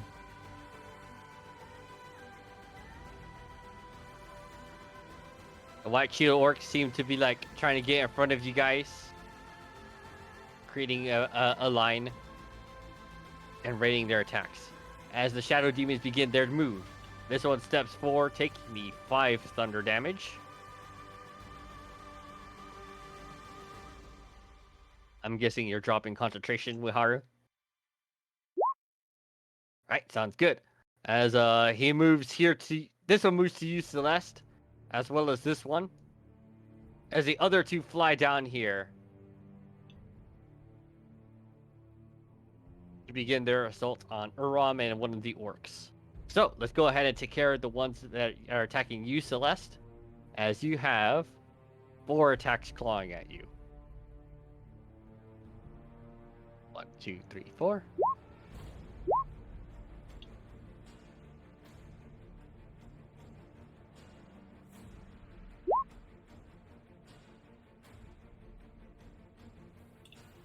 The first one hits because it's a critical. Yeah, the first one hits. Oh shoot! I think I rolled an extra by mistake.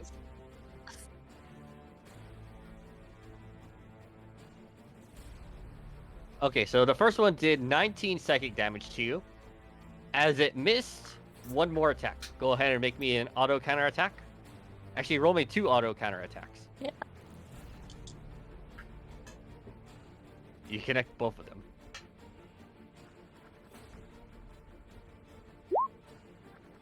And roll me 2 more d8s.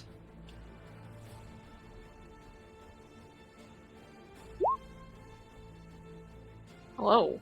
Good lord, okay. As these demons have slashed at you, you definitely were not having it. As this one attacked you and missed you, so basically it never even got its second claw attack on you that would have hit you, because the instant it missed its first one, you chopped it to bits. Oh, nice. So you only take the 19 psychic damage from the first strike, and that's it. Alright. Cool. Alright, and Uram gets 2 attacks himself.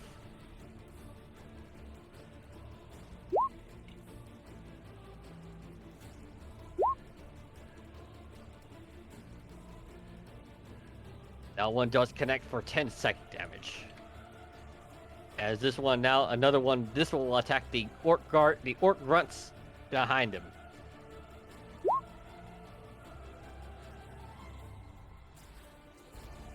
Taking 9, 13, so 21 damage. Alright, Uram does his reactionary attack on them. That connects for how much damage? 8 slashing damage. Whoops, they're not dead. Not yet, at least. As this one misses. Alright, Celeste.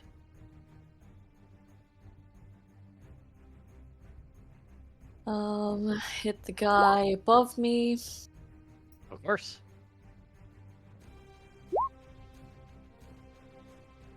Is he still alive?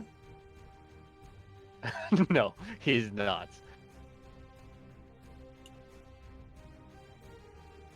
Shank him. Yeah, you definitely gave him a good shanking.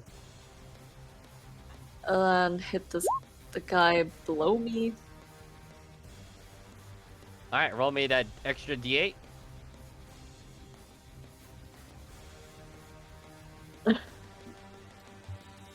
Not such good luck this time.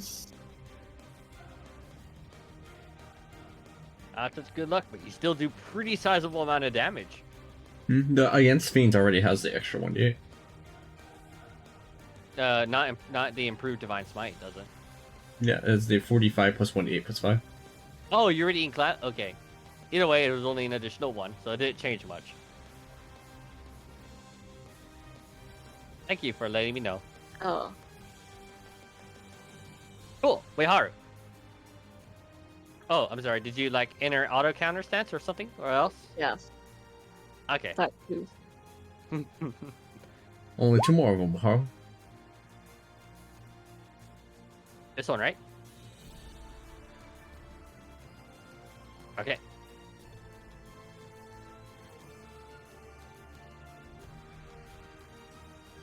Give them a good whack, but they're still standing.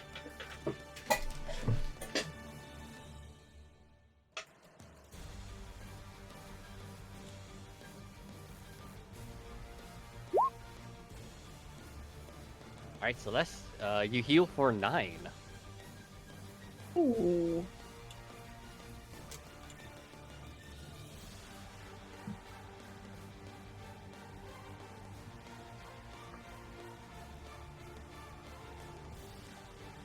The first of perhaps many heals has gone out.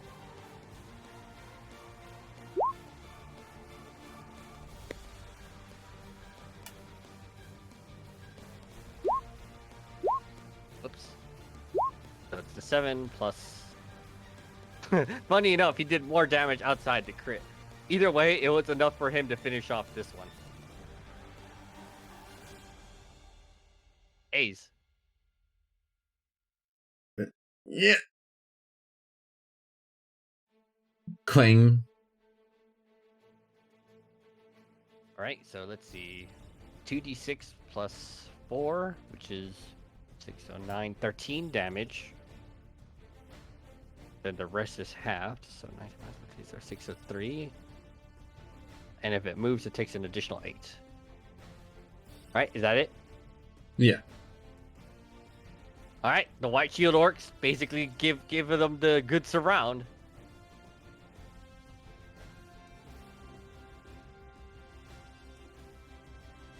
As you might imagine, they start wailing on the Shadow Demon. As they're gonna go ahead and cut forward, as you guys very easily could just start mugging this last Shadow Demon. As it eventually, from overwhelming numbers, dies.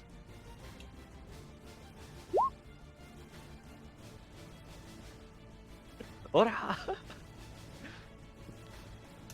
Here we go again. Alright, those fellas weren't too bad.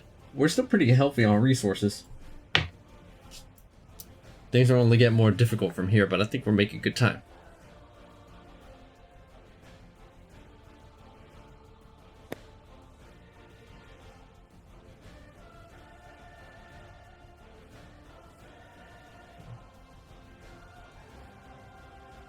Oh, it keeps going.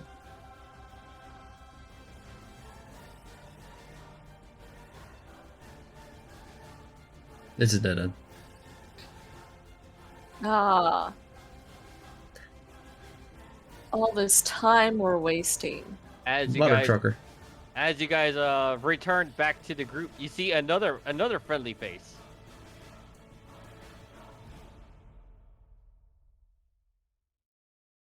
Who's that?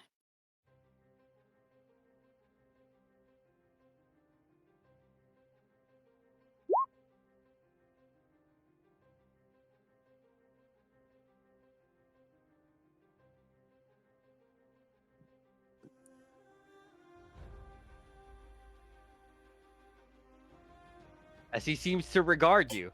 Ah, it is a pleasure to see y'all again.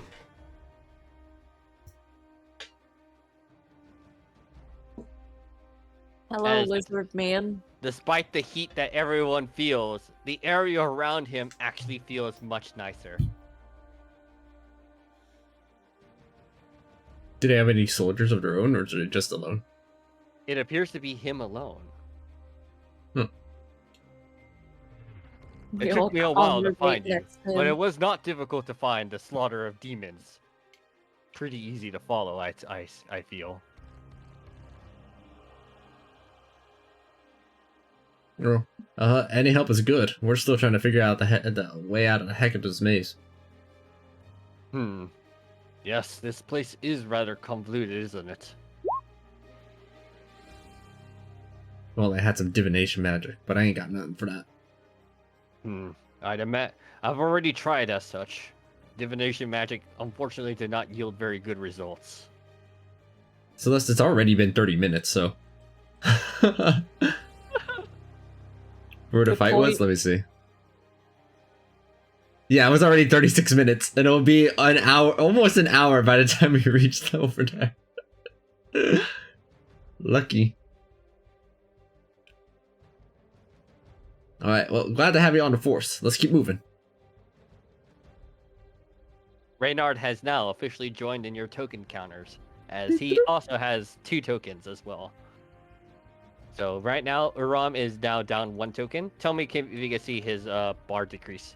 Yeah, we saw it decrease. Yeah. Okay, cool. Should we go up? Yeah, let's go and give it a looks. Your wings are back. Speaking of wings, I think we should go and make some chicken nuggets. These fellas are really tanky though. Plus, they got a lot of they can fly in the air. Our ranged options actually ain't that good. We may need some extra support this time, I think.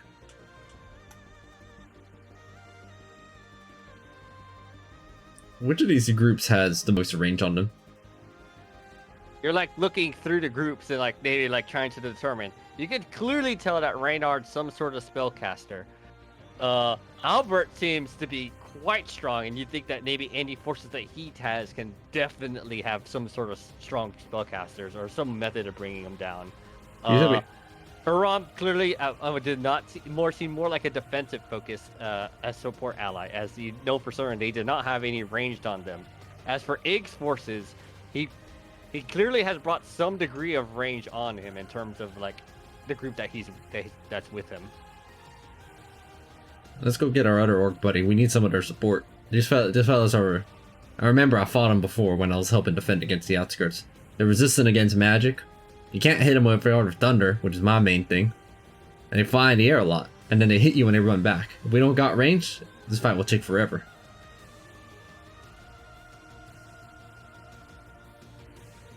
Yeah, I agree. They go ahead and bring Ig into the fold.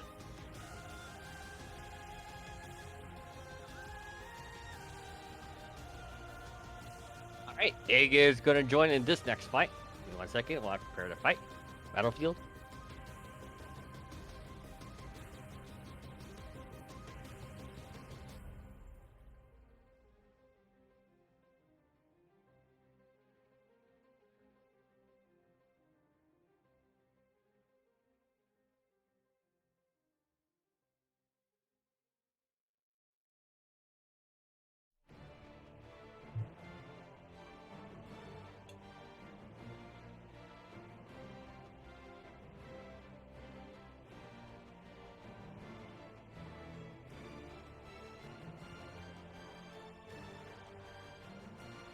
You know what? I'll just let you guys place your own tokens. I'm going to go ahead and place down the tokens that are necessary, I guess.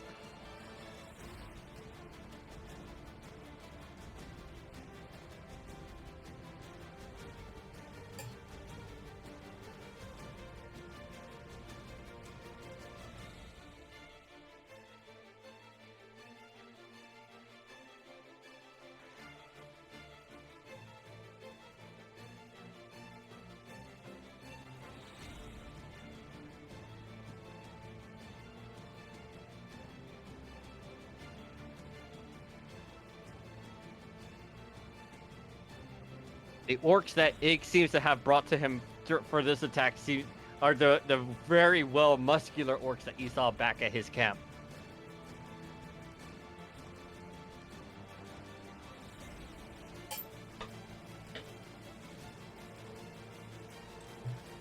Oh man, there's so many of them too.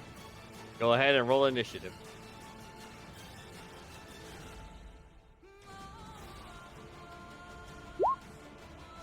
Oh, there you go. You finally got a good initiative roll. There you go.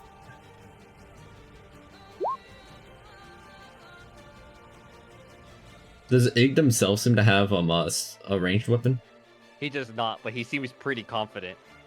From what you can see, he's holding just a very unique looking hammer with a skull on it, and what appears to be like some sort of like some really oddly attached spike, a pike attached to it. Are these things on the ground right now? No, they are not. Hmm. These guys are big. Hmm. They are currently flying 50 feet each.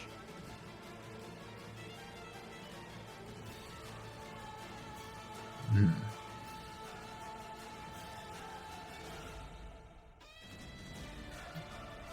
Give me a second, I have to think my move here.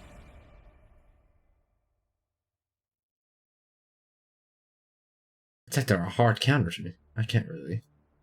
Guess this is up to someone else to do this then. We'll go ahead and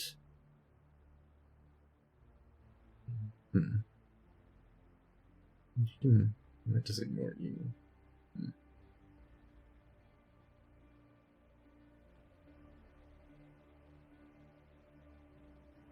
You said all of these four have ranged weapons of some kind, right? Yes, they are clearly carrying some sort of bow. A's will give the one at the very left the power of haste. Go get him, Tiger. He just grunts at you. A's will go back.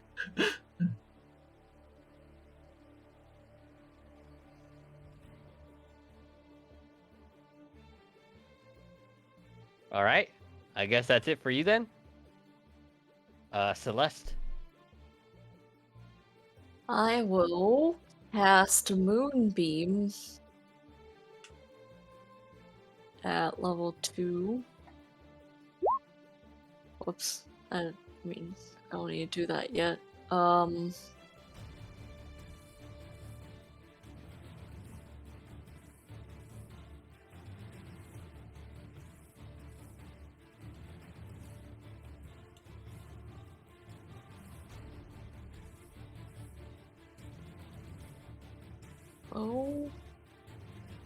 How do I do a circle?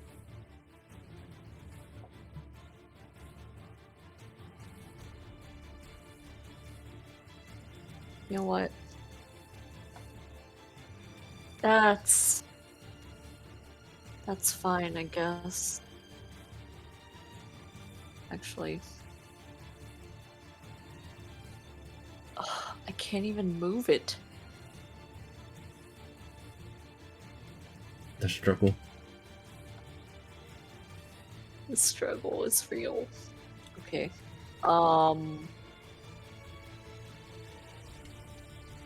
Guess that's it for now.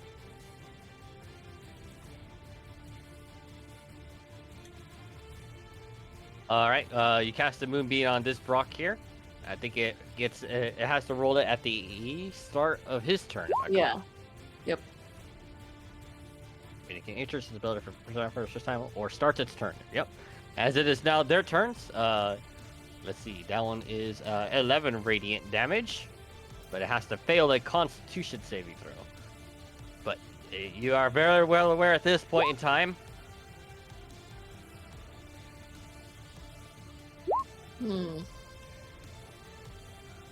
14. That is not a pass, so it takes the 11 radiant damage.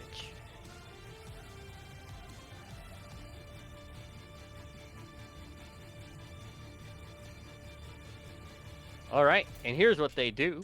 Several of them will these two will fly up here. Here. This one will fly up here. Actually, yeah, it'll be right here. Basically, they're kind of hovering, like at around 20 feet right now. This one will fly down as well here. This one will hover down 20 feet. So 20 feet, like every one of them is like hovering around 20 feet.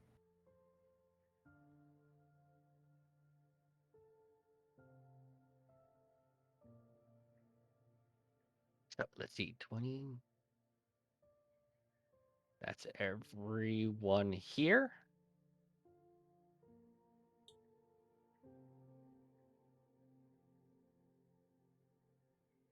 Make me I'll just start screeching at everybody.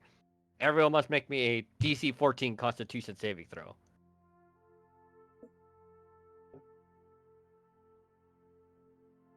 I don't have the +4. I'm not into the aura. Yeah, you're good. You're good. You don't have to make me it.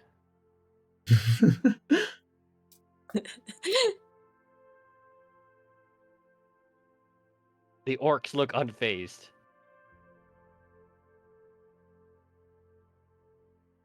Oh, keep in mind, the Hazed fella has +2 AC as well. Everything else. Thank God. He for the would have +4. failed, but he chose not to. As they're still flying, hovering 20 feet in the air. It does not seem that they're ready to do anything quite yet. Looks like they were kind of hoping to stun everyone. Haru.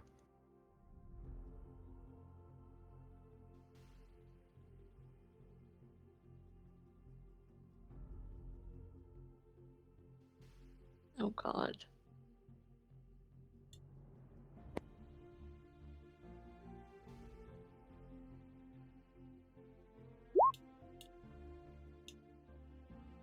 Insect plague. There it is. The beast. All right, they must make me a DC 17 Constitution saving throw. Like as always, you are aware that they have advantage on these. Pass, pass, pass, fail. So it's a half damage, correct?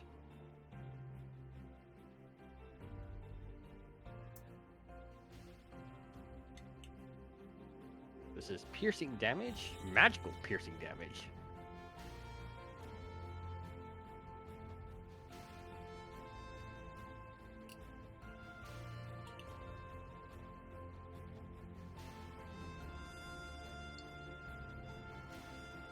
All right, it is now War Chief Ig's turn,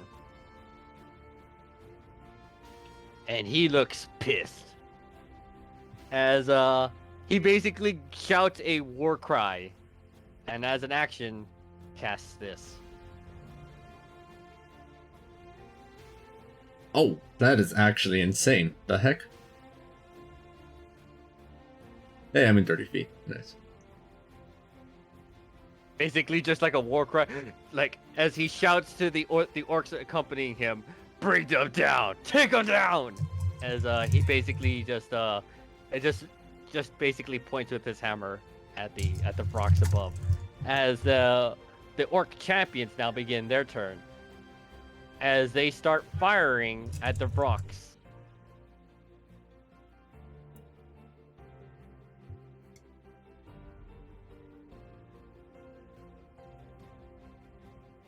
Go ahead and just make sure I do these numbers correct. Oh, give me a second, Megan. I kept a call to battle on the sheet.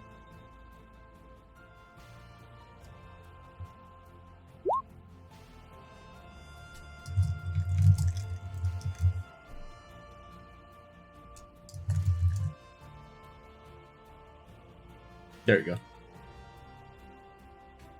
20, What did you do? 14. The call to battle Yes. bonus. I added it. So you get +4 to attack rolls and +4 to damage rolls. 3.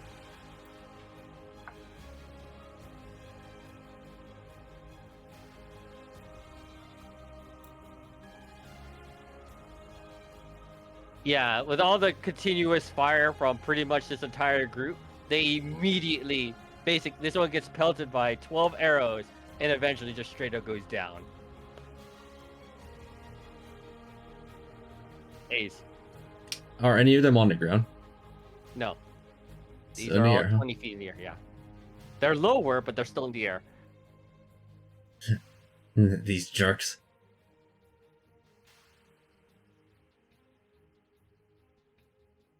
Ace will run underneath this one. Well, what you waiting for? Come and get me! They were already in action to grapple the first one.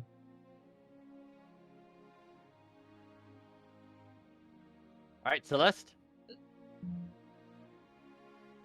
I'll use my wings again, Mhm. and I guess I can come up here.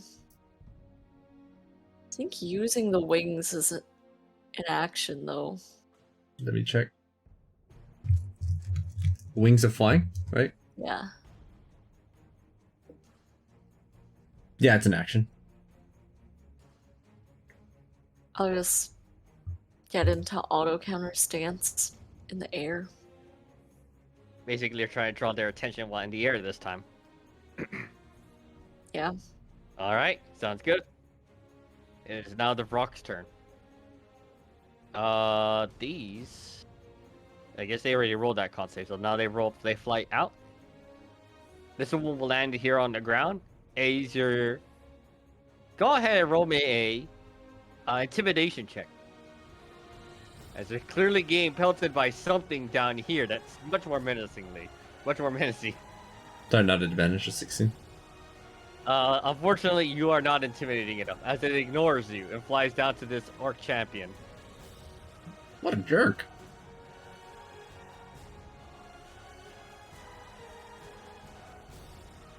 Alright, they have Beat Claw Claw, or Beat Talon Talon.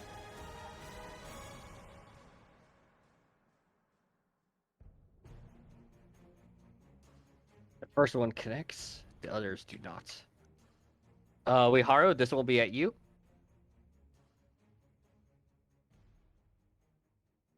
(18, 16, 16). No, wait, no, they're at disadvantage, so I don't think any of those hit you. Celeste, these are at you.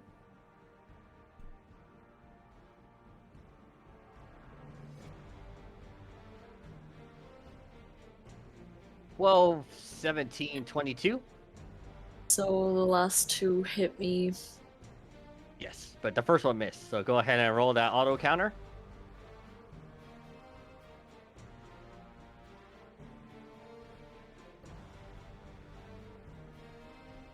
You hit.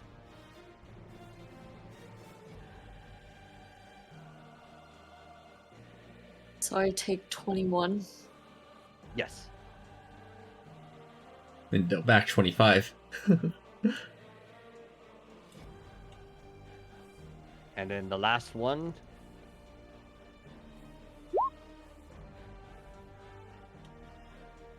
Oof.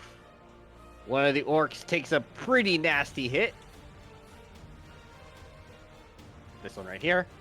He's still hardy, but he definitely looks like he took quite a blow there. Uehara.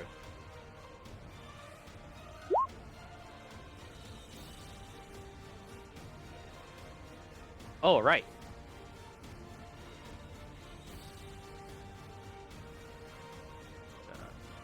Advantage. Passing, so 7 damage. And you also whack him? Yes, he did hit. I have that +4 there, Charlie.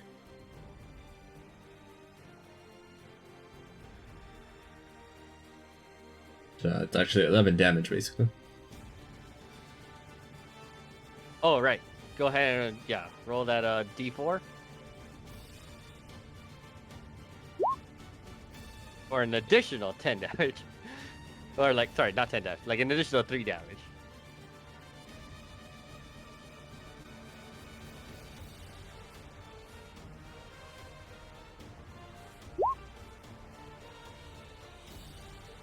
Nice.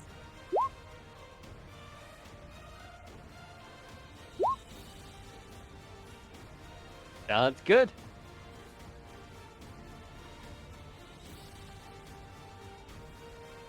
Egg turns to look at this one that's on the ground, steps here,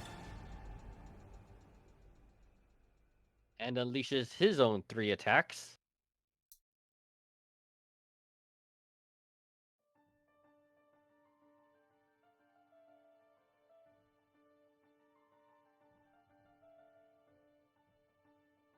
(14) 17 and 8.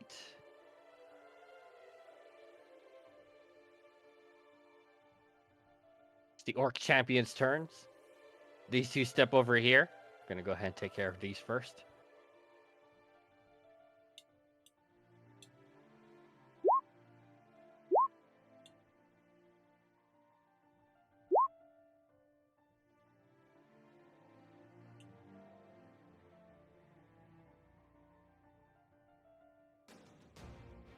A lot of numbers on there, but if I'm looking at this correctly, yeah, it's definitely enough.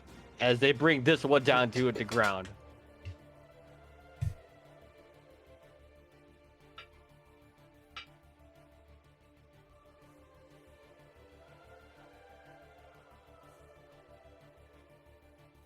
Maul.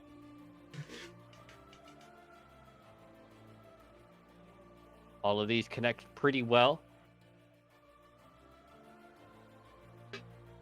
The unfortunate part is they're not magical, but they still do quite a lot of damage.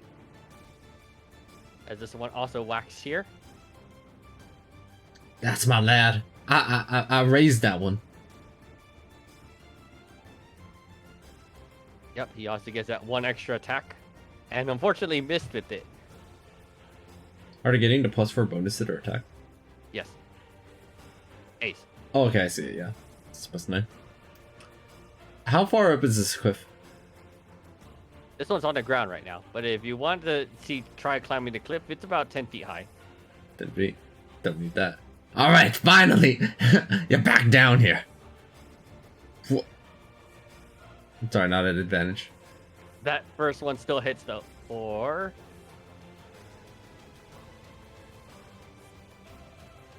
oof, there's only a way for you to separate the fire damage, huh? I'll actually use 2 sorcery points to do that. It's a bonus action and attempt to grapple it with advantage. You ain't going anywhere this time. He cannot pass that, so yep. He just has their wings pinned behind them. You did a pretty solid amount of damage, but it's a shame that the fire damage portion was unfortunately mitigated a bit. Rear naked chocobos. I had to use up some of my sorcery points for that, you bastard.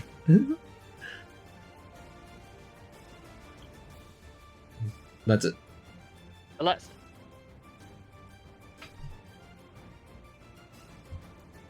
This guy's still up. barely, yes. You think if you hit him with one more, you'd definitely be dead. Maybe focus the other one and let Waharu handle that. Plus, they got their insect plague on them too. Yeah, true. Alright. Go over here. He will attempt to attack you. As That's you moved out of range. 17 for 8 piercing damage. That's fine. Oh, Well, I mean, crits are crits, so you already do crit damage. Either way, it's still nice to see it. You did a sizable amount of damage, but they're still standing. auto counter stance, that's it. Alright. Dang it, Celeste. If I knew you were going to be flying around, I would have hasted you instead. Well, this Brock doesn't seem to be attempting to try shaking you off, so it will just fly up with you in tow. Wait, no. Its you speed can't. is 0 while grappled. Yeah, it can't. So it basically would just have to just try to beacon talon you.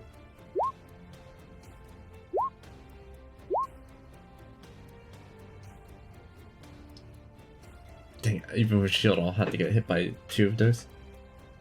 So the 9 and 13.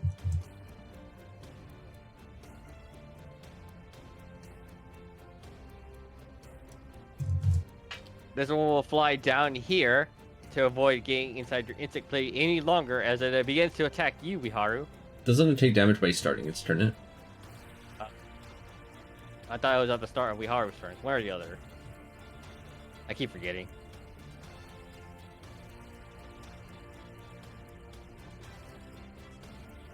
Oh right, and or ends its turn there. Yeah.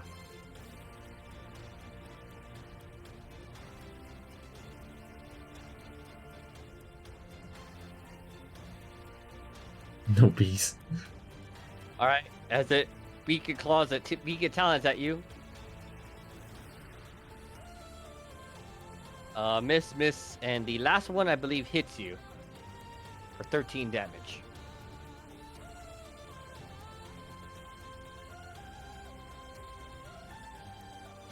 And let's see, who does this one attack? Both of these two are threatening enough.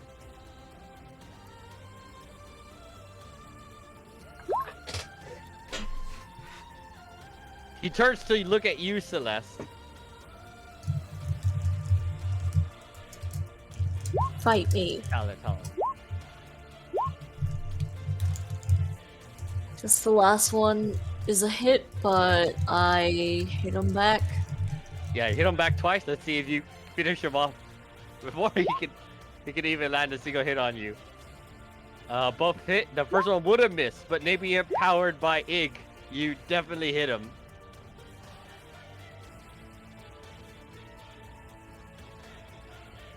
As you bring this one down to its knees, or I don't know. How do you finish it off? I cut all of his limbs off. Perfect. As it was trying to do one last talon that would have hit you, it falls dead from all the pieces. Basically it does hit you as a slap. Just basically barely touches your face and dies as it falls to the ground dead.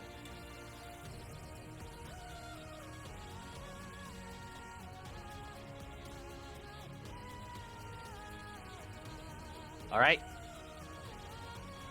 That's the end of the Vrock's turn then. He got torn to pieces. Viharu.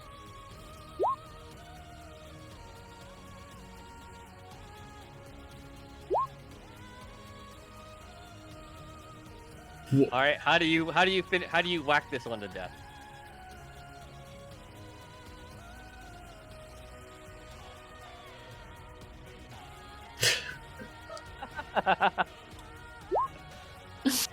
Oh no.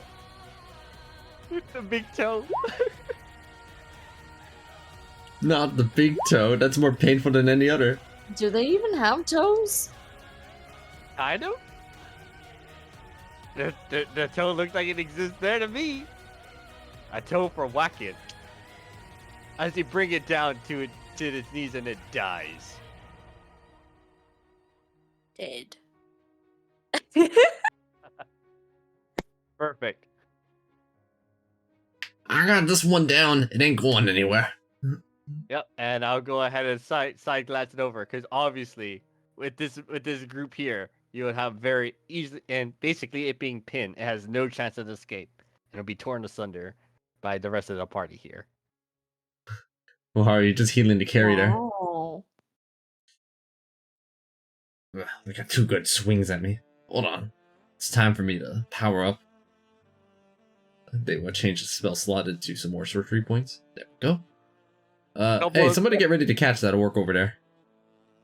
Several of the orcs are just smashing the Vrock's bodies to pieces, and this one in particular smashing it even faster He drops concentration on haste.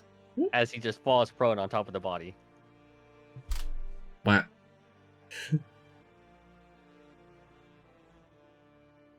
Alright. Good job, team.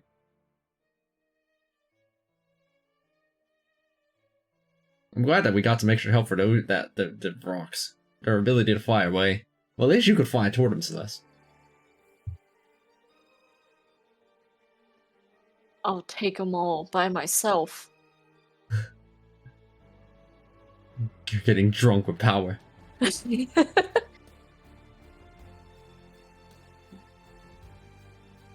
Cuckoo, cuckoo, cuckoo. At 20, I believe.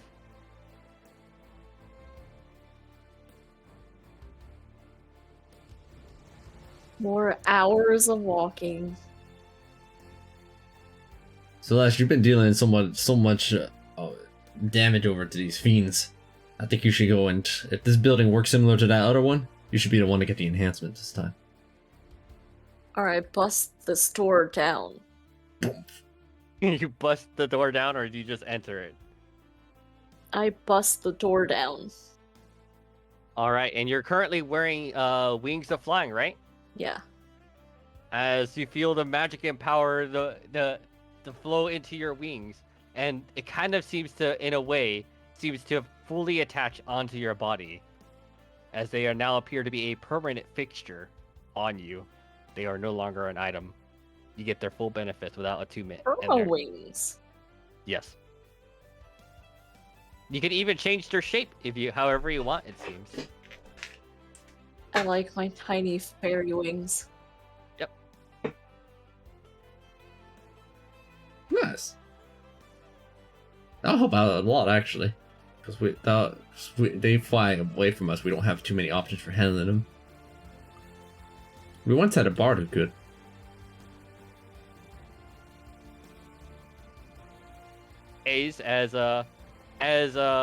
Basically the army is still following you. As the army returns to this area, you see these. What appears to be a large amount of warforges in the area. And in tow, you see him. Well. Little owls showed themselves around. Just here to slay the demons. I don't care how we do so. Yeah. Let's get this on with. We got more demons to slay. Yep. From previous interactions, it does not seem that the Edmund token is available to you guys. However, it would seem that the Legion tokens are in fact available to you, and you have 5 uses of them.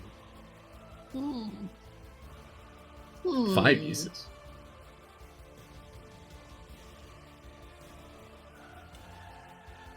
This all went down a while. Oh, by the way, I guess since we're getting closer to the end of this session, I think that this would be a great time to go ahead and stop for now. But you guys are getting there, I think. Maybe. Perhaps. Yeah. Yeehaw. We have been walking for like 8 hours. I know. Yeah.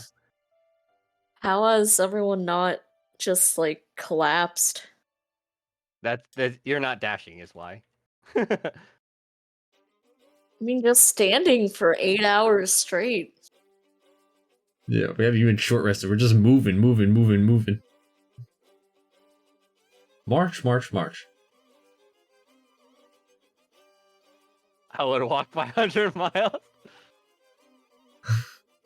I'll walk 500 miles to slay some demons.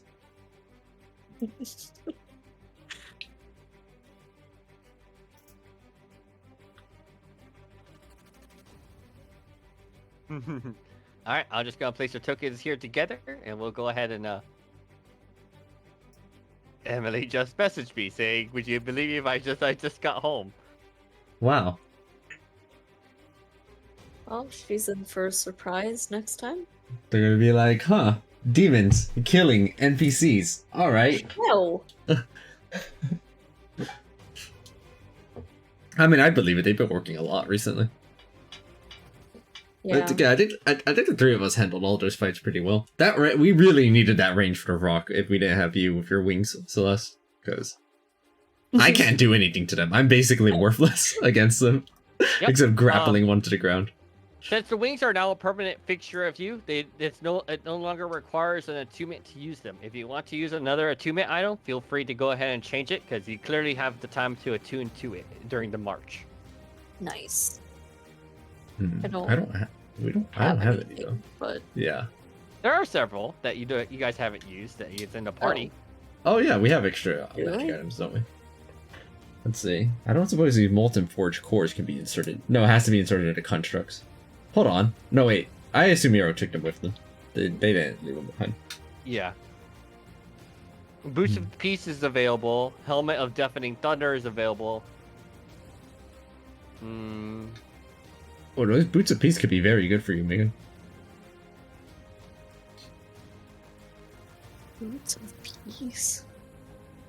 Yeah, when you have them, you can't your speed can't be reduced, you can't be paralyzed, you can't be restrained, and you automatically escape out of grapples and restraints. I can take the boots. We've had them for a while, so this is a good chance for them to get used.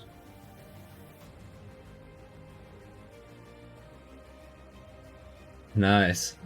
I wish I could have been able to wear them myself too. It's just that I have to use 3 attunements for things that I haven't been able to change. I need one for my gauntlets because otherwise I can't grapple.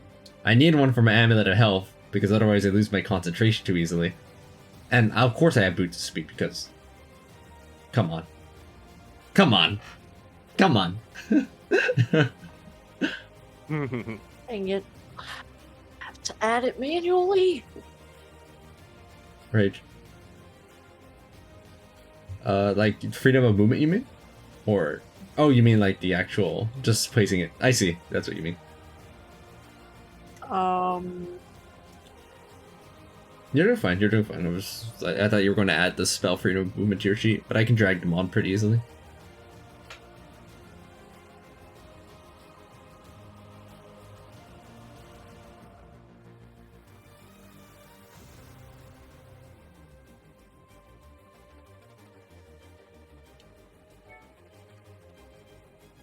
Isenra has come online. Why can't I find That's Emily. the description for this item? You can. It's listed underneath magic items. Like right here.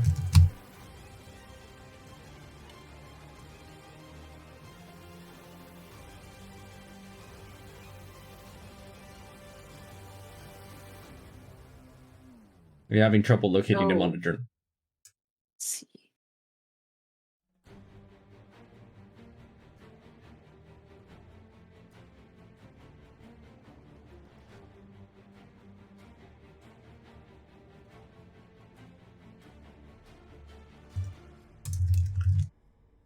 Let me go ahead and drag freedom of movement onto your sheet too.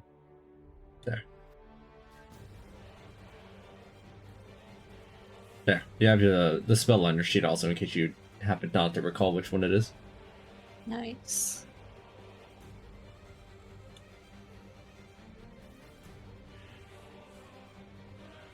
Your healing is so useful, by the way, Charlie.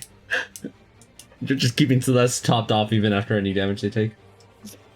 Oh, by the way, I kind of glossed over it, but if you have below half HP, it would seem that whatever aura that Reynard has grants you at least at minimum half HP.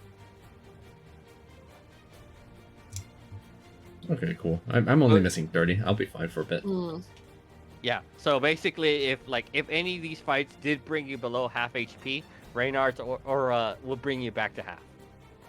Gotcha. Nice. All right, we're in the home stretch now, y'all. Let's clean this out strong.